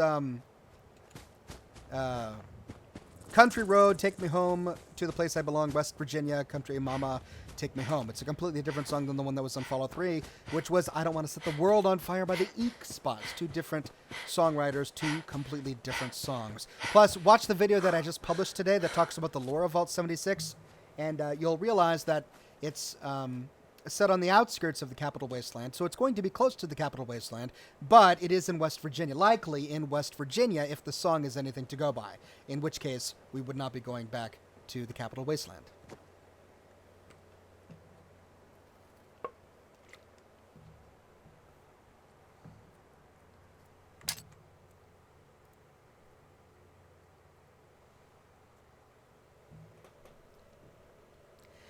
Fireheart Industry says possibly not going to see any super mutants since the Master hadn't really gotten that down until a year after the display date in the Pip-Boy.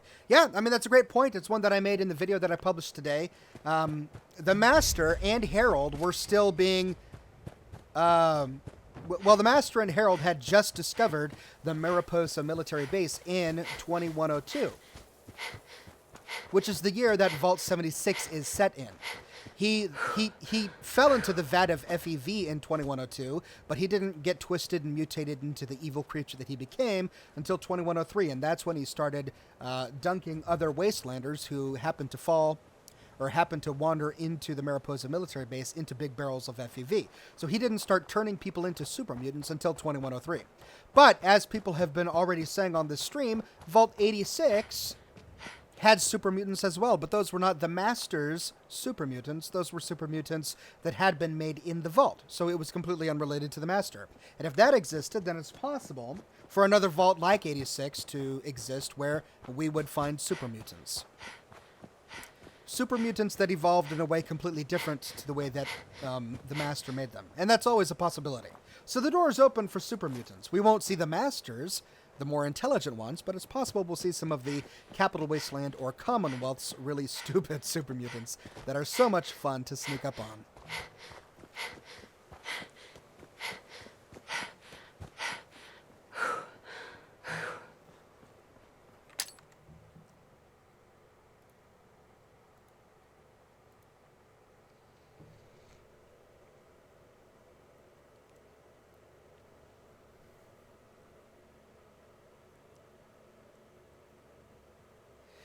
Biohazard says, how would Nuka World be a thing in Fallout 76 when the park opened in 2050 and the bombs dropped in the year 2000? Well, you've got your dates wrong. The bombs dropped in 2077. And Nuka World opened in I forget the exact date, but it was before the bombs dropped. Do you think there will be vehicles in 76? Asks Steve Williams. It's always possible. It's always possible, but I don't think so, simply because there haven't been any vehicles in any of the other Fallouts, with the exception of the Vertibird, of course. Well, no, I take that back. There was a vehicle in Fallout 2, wasn't there? Wasn't there? I think I recall reading about a vehicle in Fallout 2. Well, all of the vehicles are nuclear powered because of the fossil fuel wars that were taking place at the time. So it would be really interesting to see. I don't know, because they are releasing Rage 2, and that's going to be their big battle royale vehicle frenzy game, right? That's the one that's going to be coming out where you can battle people on vehicles. To have that same kind of gameplay in Fallout 76 would be repetitious. I think the appeal of Fallout 76 is going to be world building. You've got to survive in a wasteland, cut off from the protection of your home vault, protecting yourself from bands of raiders mutated monsters, and the like, you've got to build some sort of town or city. So that, I think, is likely going to be the crux of the game, not vehicle warfare.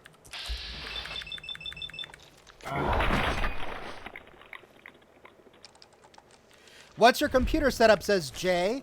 Well, it's hard for me to go over right now, and I should upgrade it. It's been a while. But in the description of every video I publish, I list every single part of my computer. So you can always track it down and reverse engineer it that way. Satyana Malfoy says, given how early and its positioning, it's probably the birth of the Raiders. The Raiders came from the first vaults, 76, 90, and a few controls.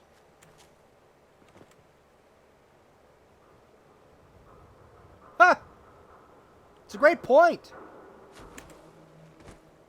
Great point. I mean, it's unlikely that all of the survivors of Vault 76 are going to be peaceful, peaceful people who just want to rebuild civilization and be nice to each other. You're right in that it's likely many of the people, some at least, of the survivors of Vault 76 would turn to the Raider lifestyle in order to survive. So it's also possible that they could be some of the very first Raiders, but we don't need a vault for there to be Raiders. For example, we saw in the holotapes from the West Everett Estates that even within the first few weeks of the bombs dropping, Raiders had already existed.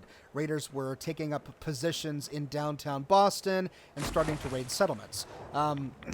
The family in the West Everett Estates, I forget their names now, Turnquist. It was the Turnquist family in the West Everett Estates. Their entire city fell to Raiders first before those Raiders were defeated by super mutants. So we find the bodies of the husband and his children as skeletons lying in a big rock outside the West Everett Estates because they were shot while they were fleeing from their own home, which had been invaded by Raiders. And those Raiders did not come from a vault. Those are Raiders that just happened to survive the apocalypse. So we don't need Raiders from Vault 76 to explain the existence of Raiders, but it's still possible that many of the people who escaped from Vault 76 became Raiders. So good point.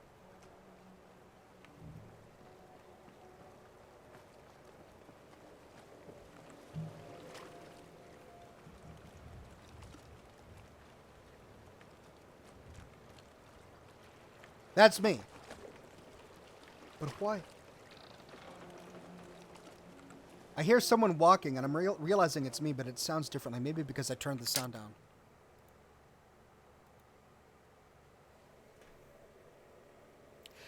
Fireheart Industries says there seems to be speculation that 76 won't be a traditional single-player RPG. Thoughts? I know fans have been on both sides of the fence there. The main theme, says Gurgad, will be base building. Also, don't forget that Austin worked on the game too. Former Battlecry Studios are multiplayer experts. Those are all really good points, and that's a theme that we've been talking about this broadcast. I was hesitant to believe that there was going to be a multiplayer aspect to this game until I read the article on Kotaku right now, where they practically said that Fallout 76 is going to be a survival... Payback time, boogeyman! A survival-based RPG. God damn it. Bring it!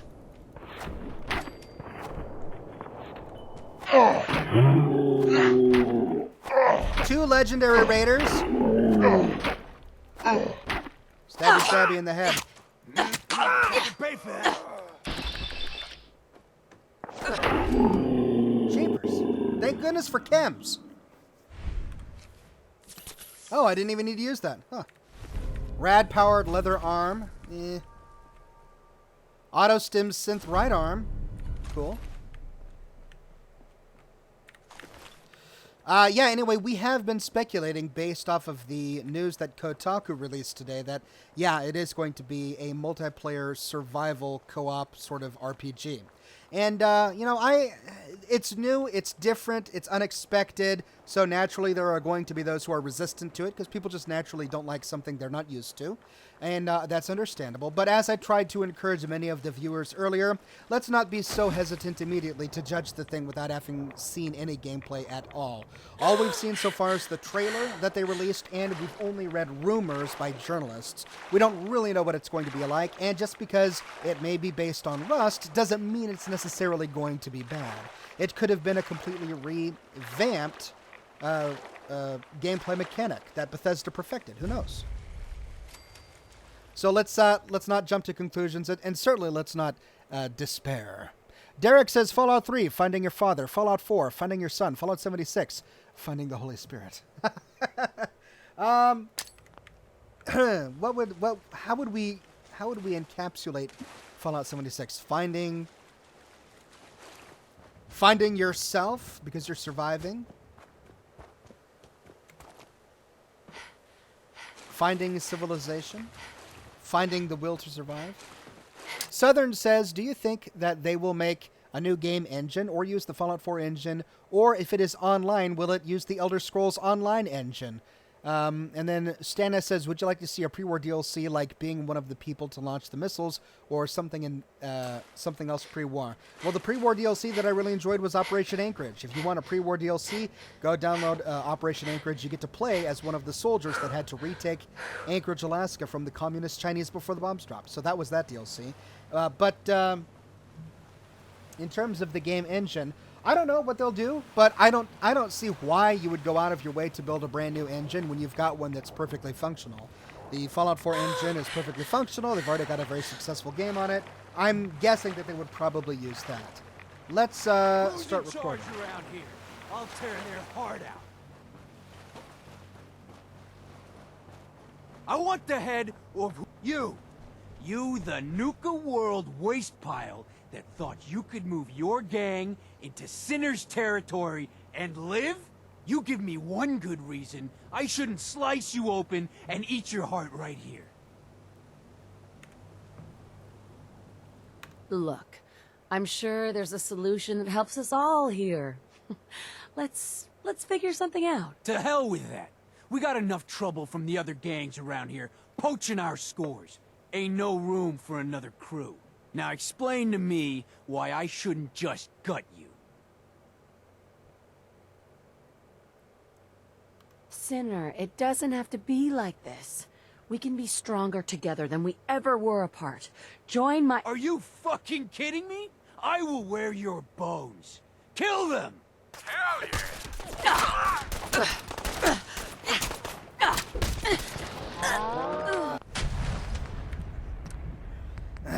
So it looks like I'm going to have to do a lot of chems to survive that. In the trailer, the Pip-Boy was detecting rats. Is that true?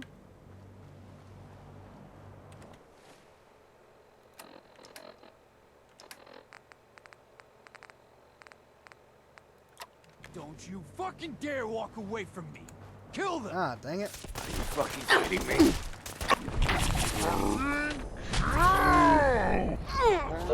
Wow, man. That's going to be tricky, and I'm not going to be able to pass that speech check, which means I may have to start that all over again. Don't you fucking dare walk away from me. Kill them!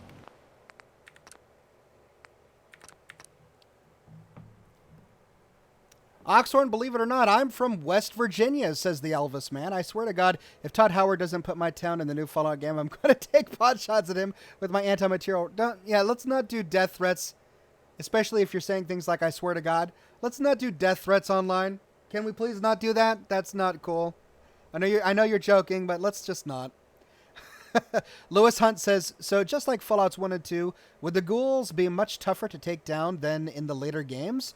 By the way, love your work, Ox. Keep it up. I mean, I don't know. Are ghouls in Fallout 3 and Fallout 4 easier to take down because they're older? Does the age of the ghoul have anything to do with its toughness? That's a question for Bethesda to answer. I'm not sure. Keep the channel going, says Decadence Eternal. Well, thank you. I intend to. Static says, hey, like Kotaku has mentioned, they mentioned it might be an online game similar to ESO. Well, no, they actually went out of the way to say that it's not going to be an online game similar to ESO. They said that it's more likely going to be not an MMO and instead a survival-based co-op game, like Rust. I want to take my chem so I can pass this. Oh, I can use console commands.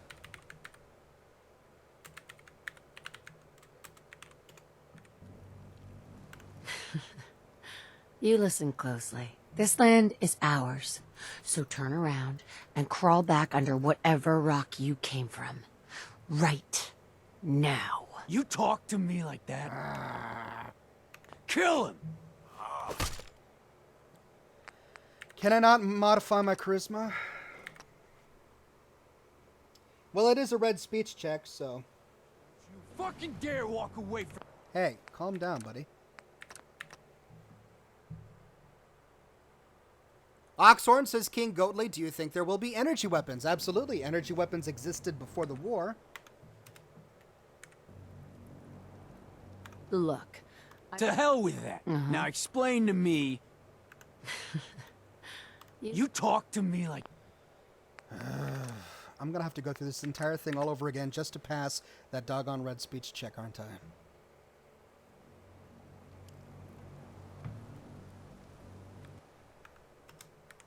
Look, I'm sure... To hell with that. We gotta... Now explain... You listen closely. This land is ours. So turn around. You talk to me like that? Maybe I'm, You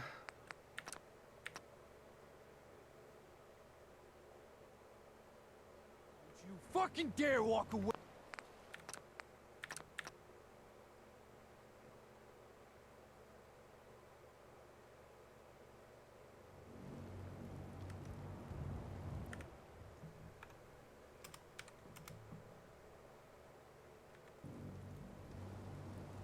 Look. To hell with...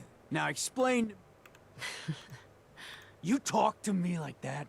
Kill him!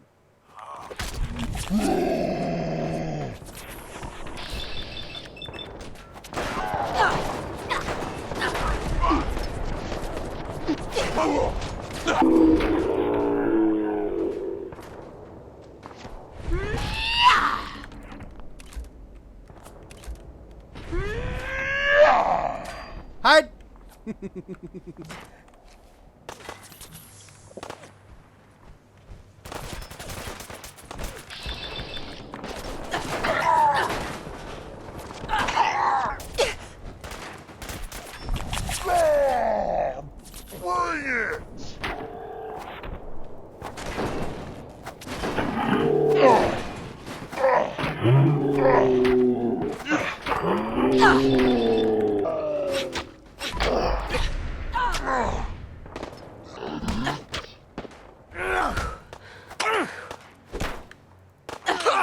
Lucky hit.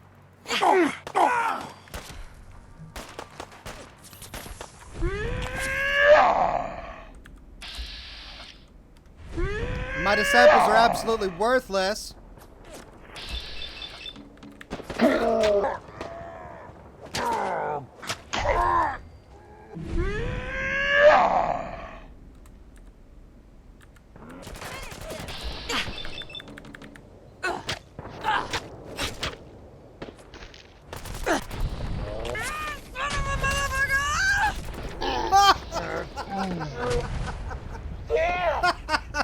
It's so ridiculous. Gosh, Sinner though, he's tough. I took down everyone else, but Sinner, he's tough.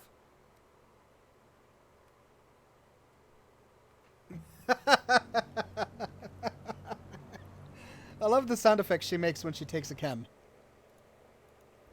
Hey, 100 pounds. Thanks, Crimson. So here's my thank you for all your hard work entertaining us. Most surprising thing about Vault 76 is it seems stable. Robobrains aren't known for their stability. Maybe they had to shut it down, which is why it opened 5 years late. Quite possible. And, you know, I was just speculating about a Robobrain. The Vault did say that there was some sort of brain in charge of the computers there, but who knows? Timothy says, Oxhorn, you got hands. Squabble with him. Yeah.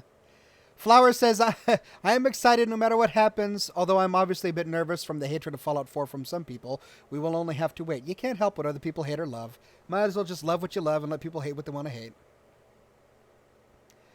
King Riff says, Fallout 76? Soldier 76? Coincidence? By the way, love you, Ox. Yes, coincidence, I think.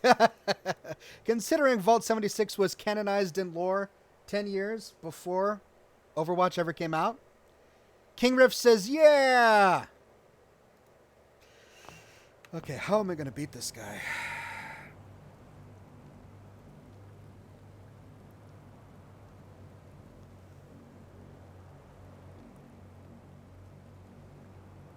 Oh, please try. With pleasure. Kill them all!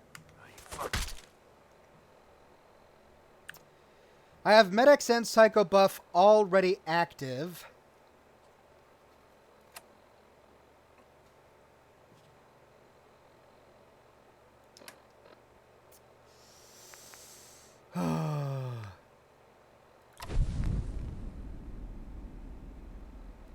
Sure.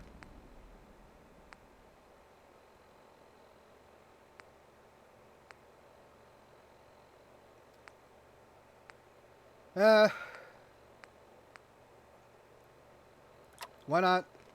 It's not gonna help, but okay.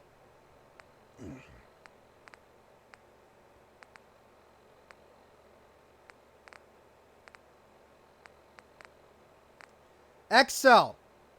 All right, if ever there was a time.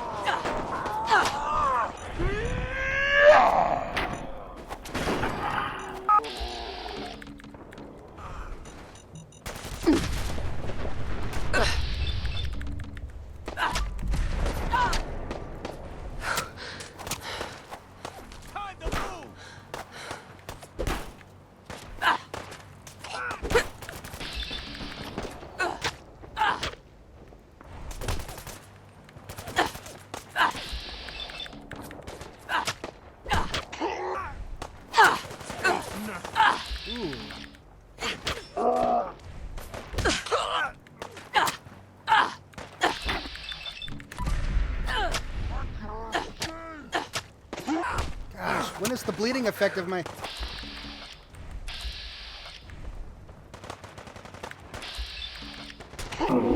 Finally!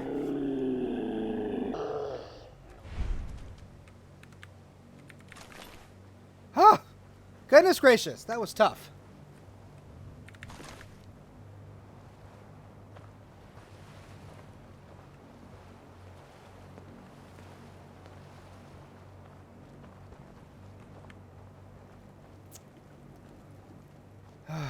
I'll have to get that another time, one time. Let's do a hard save, and then let's take a look at the other saves that I have. Hey, thank you for the tip, CPP21.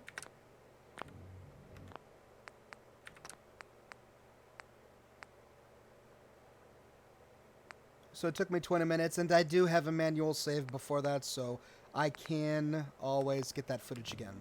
All right, well, let's, I guess, head back to Shank. Excel was effective. Yeah, never used it. Yeah, +2 to all stats. Pretty effective.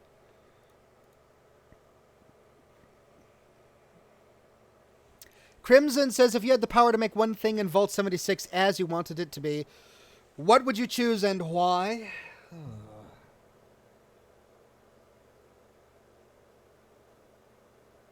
It's hard to answer that question without knowing the direction that it's going in. Is it really going to be a survival RPG, or is it going to be a more standard single-player RPG that we've come to love and expect? If it's a survival-based RPG, I would love there to be some sort of permanent world where all of the players are building on the same, in the same civilization. Kind of like Eve is like a... There aren't just a whole bunch of different shards or whatever. There's one big world. I kind of like that. Marion Wolfgam says, could it be that if one player activates VATS with 2 to 4 players on a squad, time slows down and just activated body part aim assist? I mean, yeah, we could speculate forever on the kind of technology that they're going to implement to get VATS to work in a multiplayer sort of environment. I'm not really interested in that. However they do it, great. But yeah, that's one of the ways it could be done.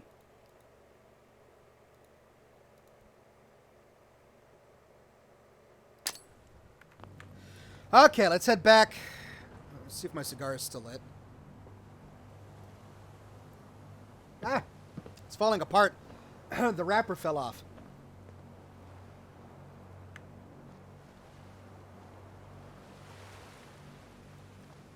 Kian says, what do you think happened to England in Fallout?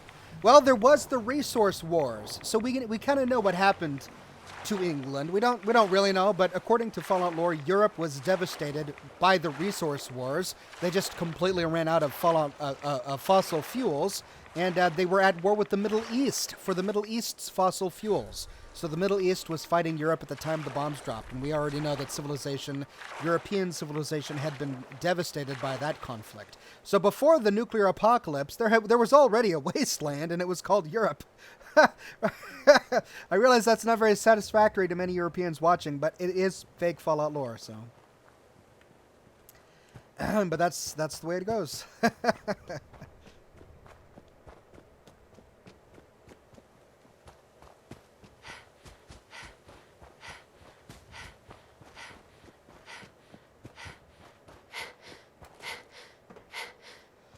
Parker says England would be dead because it's so small. Yeah, England kind of colonized almost the whole world, didn't they? So despite their size, they pretty much just colonized Earth.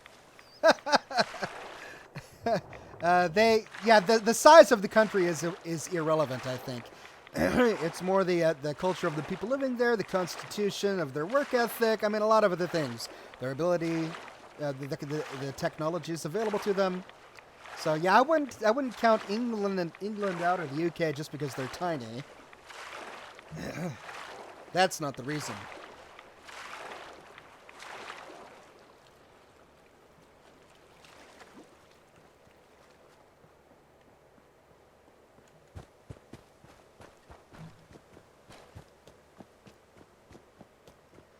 Jack L says Bethesda used Ron Perlman again for the man on the TV in the trailer. Do you think it's the same man? Absolutely. Of course they would use Ron Perlman. Everyone loves Ron Perlman as the voice of Fallout. No one wants to see that change. Even though the beginning to Fallout 4 didn't have his voice, they still included Ron Perlman's voice as the TV announcer that we got to watch in the Soul Survivor's home. That was Ron Perlman. So he's just a natural part of the franchise, and I love it. He's got such a great voice for this, too. Natur says England is my city. I knew that was going to happen. Bound to happen at least once.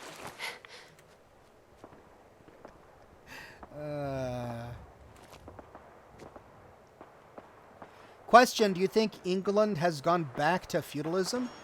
I think England may have gone back to before feudalism.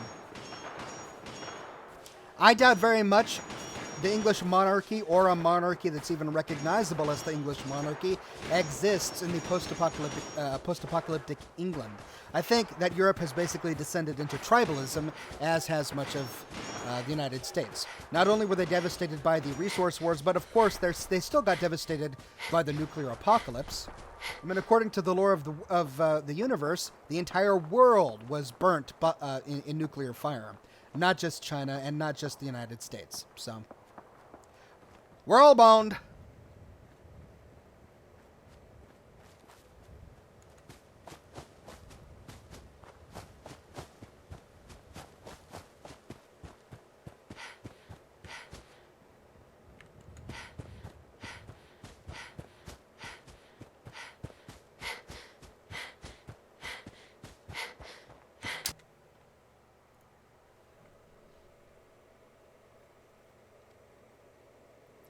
Crimson Sky Guardian says, I always wonder about Switzerland. In real life, they already have Fallout shelters everywhere. I wonder how it would be adapted to Fallout's lore.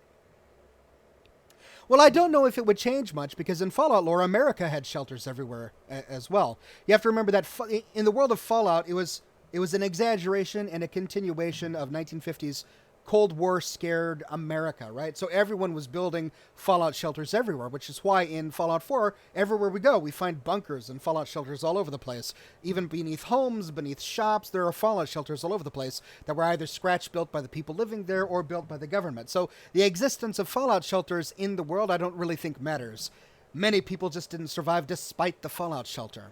The fallout shelter only works as long as it has electricity and running water and enough food.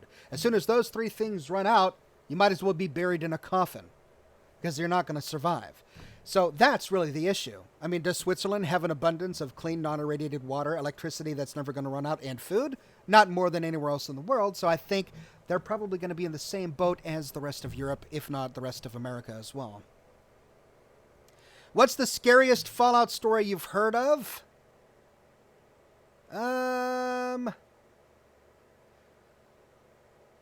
Well, scary isn't really the word. The entire Fallout story is scary. Really, the tragedies of the Fallout story are what make the universe for me. I love reading how regular, everyday people tried to survive before the war, how they dealt with tragedy and personal loss, and how people survived after the war. Those are the interesting and compelling stories about the franchise. Probably the saddest pre-war story, which is also horrible, that I read was at Big John Salvage, where simply due to an oversight by the man of the house, he ended up suffocating his two children to death and burying them underground, burying them in the bunker, and then cuddling up next to his wife and dying. It's just sad. That's horrible and sad.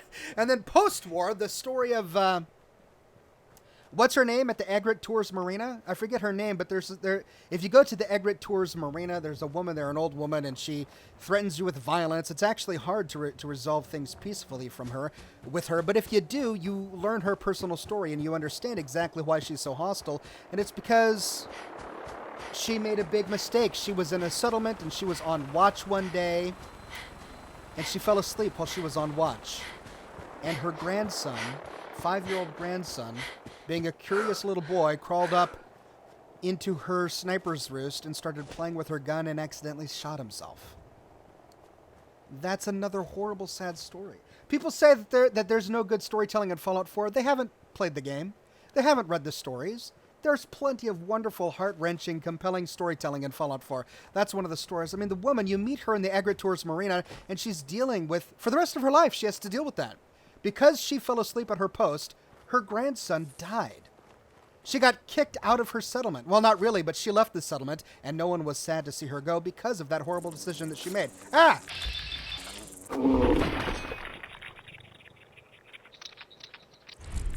And those are the kind of things that, as horrible as it is to say, would happen in a real world that had been burned by nuclear fires. So those are some of the horrible stories that really stick with me, that make this universe compelling. Matthew says, do you think Australia would be a utopia or a wasteland? There isn't much lore on Australia. It's an interesting thought because... What is that? ArcJet. Because, Australia is a huge, huge landmass, but it is cut off from the rest of the world. And they've already got their own unique flora and fauna. Were they devastated by nuclear fire? Well, if the lore of the universe is correct, and it says the whole world was, then yeah, something horrible must have happened there. Now, we don't know where they were politically in the Fallout universe, because it was Europe and the Middle East that were devastated by the fossil fuel wars. Doesn't say anything about Anzac. So we just don't know.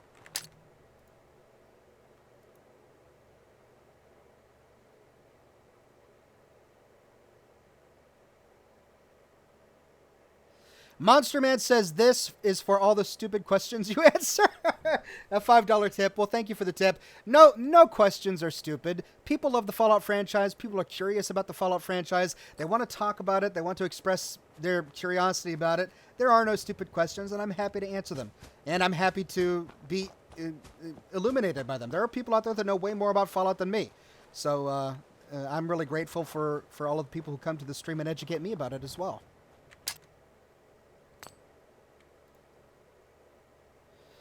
Sonic says you're such a great guy, Ox. Love what you do. Well, thank you very much. I appreciate it. Revolt says, any updates on doing the Fallout 3 factions? You did a fantastic job when you did Mr. House Quest. Yeah, so I said earlier in the broadcast that what I'm going to do is I need to finish my Nuka World series, which is what I'm shooting footage on now, and then I want to revisit New Vegas because there are still 3 more factions in New Vegas that we can side with, so I want to side with 1 more faction, and then I'm going to start doing some more story-based lore for Fallout 3, telling the full story of Fallout 3, so that I can then get to Broken Steel. That's the last DLC for Fallout 3 that I want to do, but to do it I got to get through the primary plot of the game first, and I'm going to have to talk about the Brotherhood of Steel and the Enclave and some of the other factions in Fallout 3. So yeah, that's coming. It's coming soon. I'm going to be working on it. Lots of time left to do all sorts of stuff, and then I get to do lore on Fallout 76. This is great. I'm excited. Job security.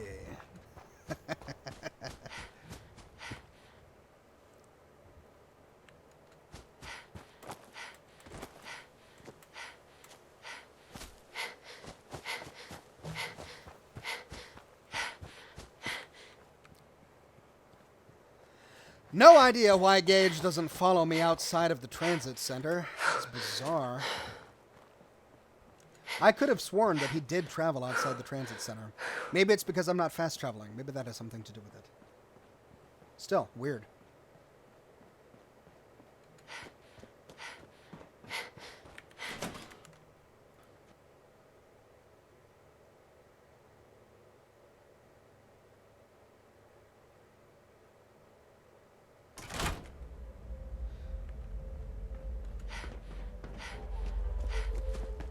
There you are, Gage. Welcome back to the party. You lazy guy. Please stand clear of the doors.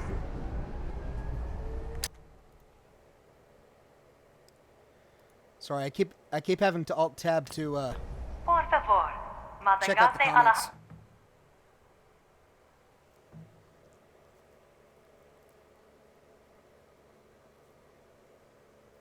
Seiji Slab says, Oxhorn, think there will be nearly brand new power armor left? No one has talked about it yet because in Fallout 4, they did say fusion cores lasted 150 years. Well, yeah, I mean, I think power armor is going to be a big part of Fallout 75. Now, let me turn this down because she's going to be yakking at us for the next 5 minutes. Actually, I don't know which one it is. Yeah, fusion cores do last 150 years or longer, so they're going to be just fine. And there's going to be plenty of power armor to find and salvage, especially due to its proximity to D.C. We're likely going to find military installations all over West Virginia. That's the lore of the game. The military is everywhere. The military has more power in the Fallout universe than it does in our own universe, so I expect to find lots of military installations and plenty of power armor. What I really hope is that power armor has more of an impact in a survival-based game than it does in this one. In this one, you can roll a character outside of power armor and, you're okay. Even though power armor is incredibly important in Fallout 4. I want power armor to be in Fallout 75 where when you find a suit of power armor, it's so incredibly rare and powerful, it changes the game for you. You're able to really do a lot of stuff. But on the other side, I want it to cost something. Like, it costs a lot of resources to repair your power armor, to keep it fueled. That's what I would really love to see. What's the release date of 76, do you know? Asks Savage Kitten. I don't know. They're going to be announcing more at E3, which is just in a few days, I'm sure. I mean, I can't even speculate on that. I would hope for later this year, but Rage 2 isn't even going to be released until next year, and they announced that first. So it's likely next year sometime. Hey, Oxhorn, excited for the prequel. Thanks for the info, says Rustin. You are indeed welcome. I'm excited too. The most tragic story in Fallout 4 for me, says Derek, was the story about the teen girl who got pregnant and ran away to the ranger cabin right before the bombs dropped. That also was an incredibly tragic story. I haven't even covered it yet on my channel yet because there's not that much to say. I mean, you walk into the ranger cabin, you find this skeleton on the ground, you read her holotape, and that's it. You just learn that she was pregnant. She got pregnant before the war. She felt like she had to run away because she had shamed her family or something like that, and she dies. Ugh. It's horrible.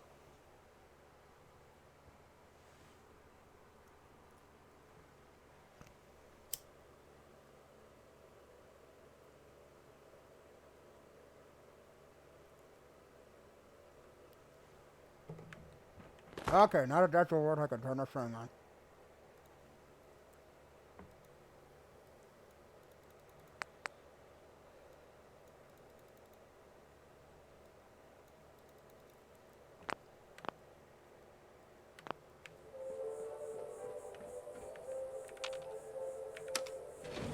Going down. Transit Center.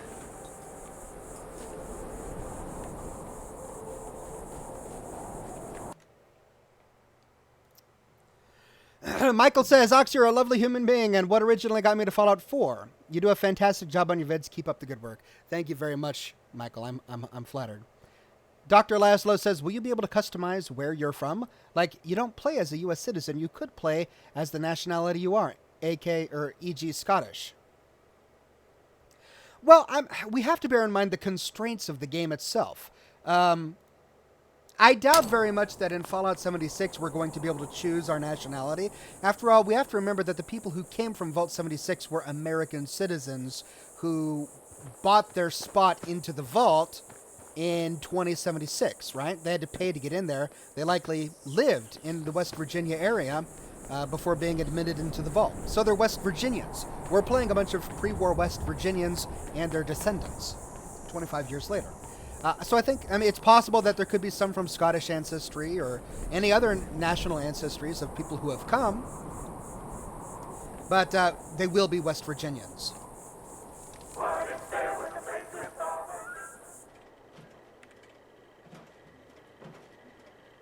Hey, Shank. Heard some rumbles. This one didn't get you either. Figure I shouldn't be surprised. So, what's next? Well, right to business then. So I suppose your recent success brings us to the next step. Loyalty. Without loyalty, everything that's yours ain't. And to keep a crew loyal, you need to keep them happy. Now, keeping raiders happy isn't real hard. Just have to make sure they've got their basic necessities, just like any other settlement. That they've got some things to keep them entertained, and that their food's taken care of, which, with raiders, well, isn't like dealing with other settlements. Now, if you want me to go into detail on any of that, you just say. Should I include all of that? Do people really want to see that in the lore series? Probably. But let me read some of your comments first.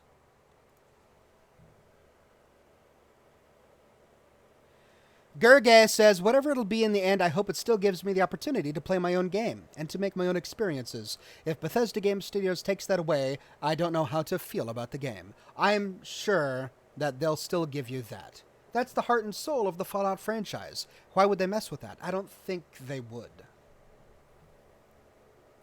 Anything could happen, though, so just be prepared. Headshot for the wins, or Headshot Shout for the Wins says, what happens to Canada in Fallout lore? Not sure if it was discussed. Canada was annexed by the United States government in Fallout lore. It was annexed because the Canadian government was complaining about America having to go through Canada to get to Alaska to defend North America from the communist Chinese. And then there was some sort of sabotage at an oil pipeline, which was the final straw, and so America just annexed Canada. So, in the Fallout universe, Canada is America. Sorry, fellas. Hey, Oxhorn, if 76 is multiplayer, do you think you can pwn a noob with the Uber Elite hacks and the prawn? We've got someone who's been following me for quite some time there. Nerdy Nations. Or Nerdy Notions. Yes, I'm sure you could pwn those noobs with your Uber Elite hacks.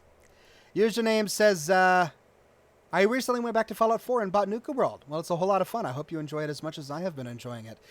Dark Battle Axe Warrior says, wait, is it possible the guy making the speech on the TV in the trailer is the guy who was captured by the Zetans and shown in the Fallout 3 DLC?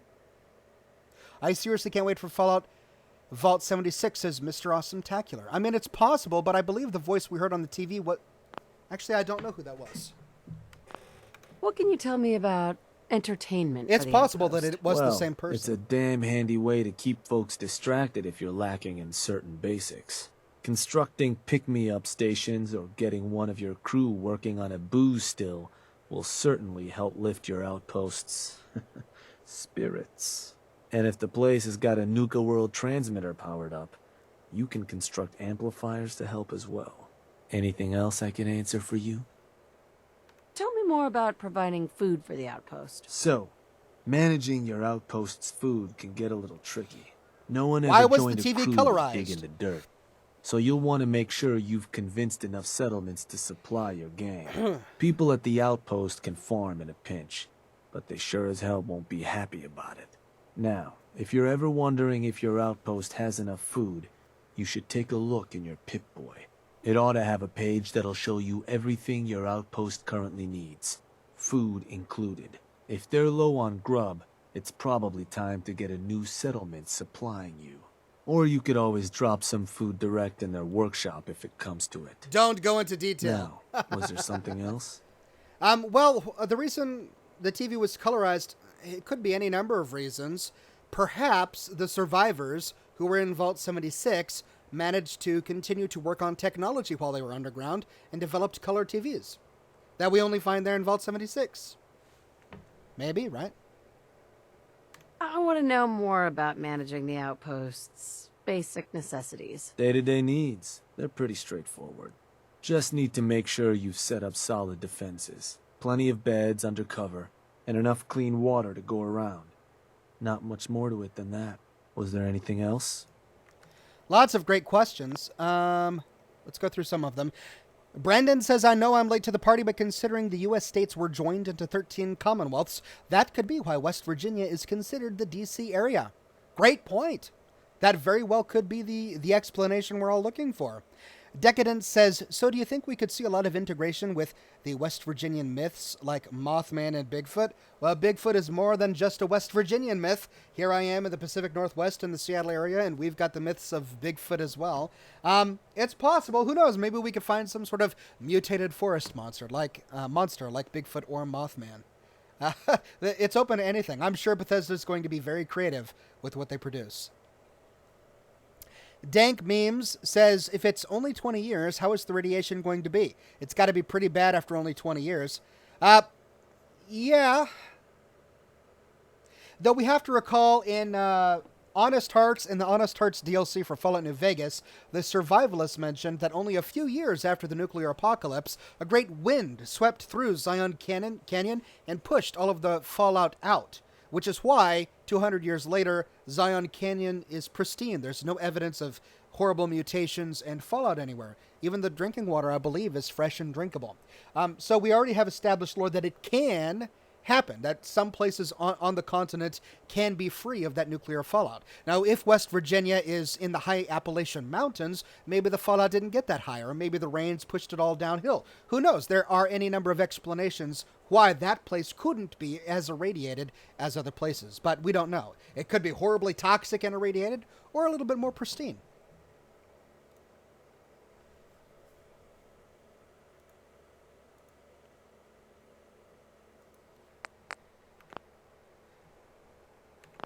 All right, I went through that dialogue tree. Let's reload the quick save and go through this last one.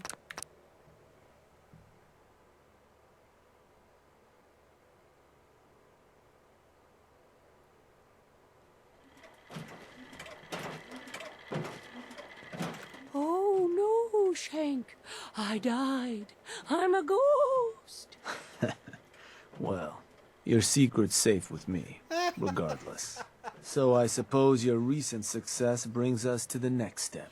I never went through the sarcastic dialogue Without options in my normal gameplay, so everything that's yours, it's really funny going through them for my and videos. to keep a crew loyal. Oh no, Shank, I'm a ghost. Ooh. All right, I'm going to be ending the broadcast here soon. My cigar is out of itself. What? Didn't think I could handle it? Nah, nothing like that. I'm still just getting used to having an overboss with some stones around here. So I suppose your recent success brings us to the next step. Loyalty. Without loyalty.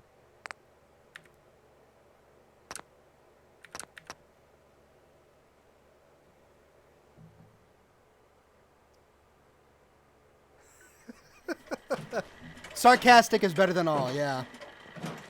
Those raiders won't be causing us any more problems. That's what I've been hearing. So I suppose your recent success brings us to the next step. Loyalty. Without loyalty, everything that's yours ain't. And to keep a crew loyal, you need to keep them happy. Now, keeping raiders happy isn't real hard.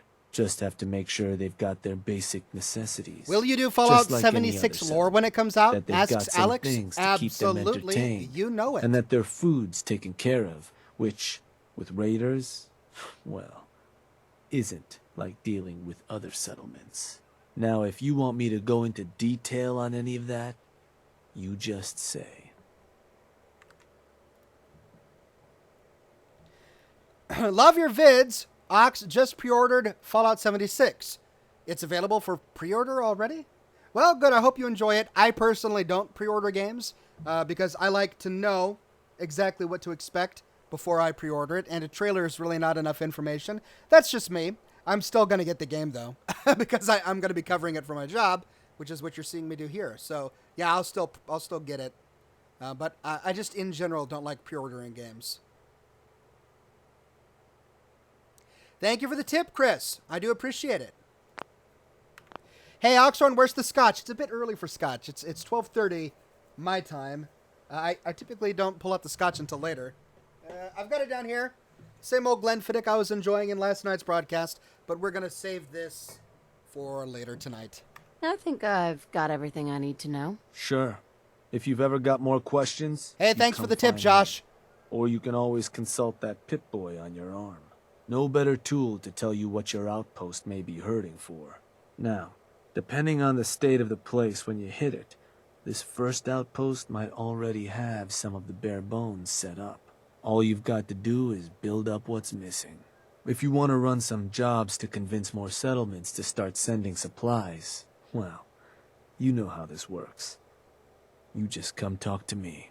And I was thinking, with the outpost coming as far as it has, might be time I set up shop there. Save you a trip anytime you want to run a job. You just let me know if that's something that'd interest you. Be good to make some trouble in the Commonwealth again. So, there anything I can do? Nothing for now. All right. Okay. I'm going to stop my recording there.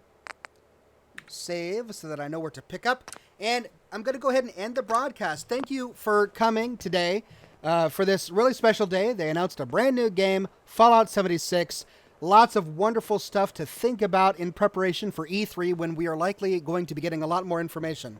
Just before you all leave, one thing to remember. Don't take to heart speculation. Don't rely too much on speculation to form your opinions. We don't know really anything until Bethesda announces it, until Bethesda releases notes. That said, it is likely that Fallout 76 is going to be a survival-based RPG with many of the elements we are familiar with from the Fallout franchise, but also many elements from other survival games like Rust or DayZ.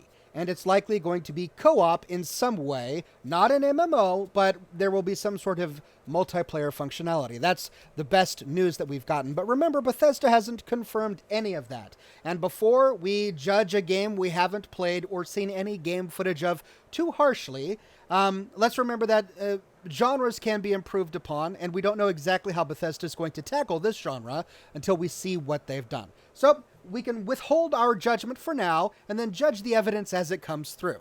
That's probably the best way to go about it so that we don't rob ourselves of the joy of video games that we love and that we don't or get too hyped up beforehand. So just take everything with a grain of salt that we learn, and let's just wait to hear what Bethesda says and hope for the best. That's what I am going to suggest. If you missed this broadcast, never fear, I published a 10-minute video where we went over everything that Bethesda announced regarding Fallout 76. It's on my channel right now. I talked all about the lore of Vault 76 and what we saw in the trailer. So go ahead and check that out if you want more information. Thank you very much for joining me on this broadcast. I'm going to do another live stream on Thursday. I have a regularly scheduled weekly show every Thursday at 7 o'clock p.m. Pacific time, and we'll do more stuff like this. We'll play a game, we'll chat, talk about all of the big news of the day. We'll probably talk a lot about Vault 76, so be sure to tune in for that. Subscribe. I publish Fallout videos every single week, many videos each week, so be sure to subscribe if you want to see my next video. Right now I'm doing a big series on Nuka World, as you can see from what I'm playing right now, and after that we will move on to other topics. Anyway, thank you very much for coming, and I will see you all very soon. Have a fantastic rest of your day.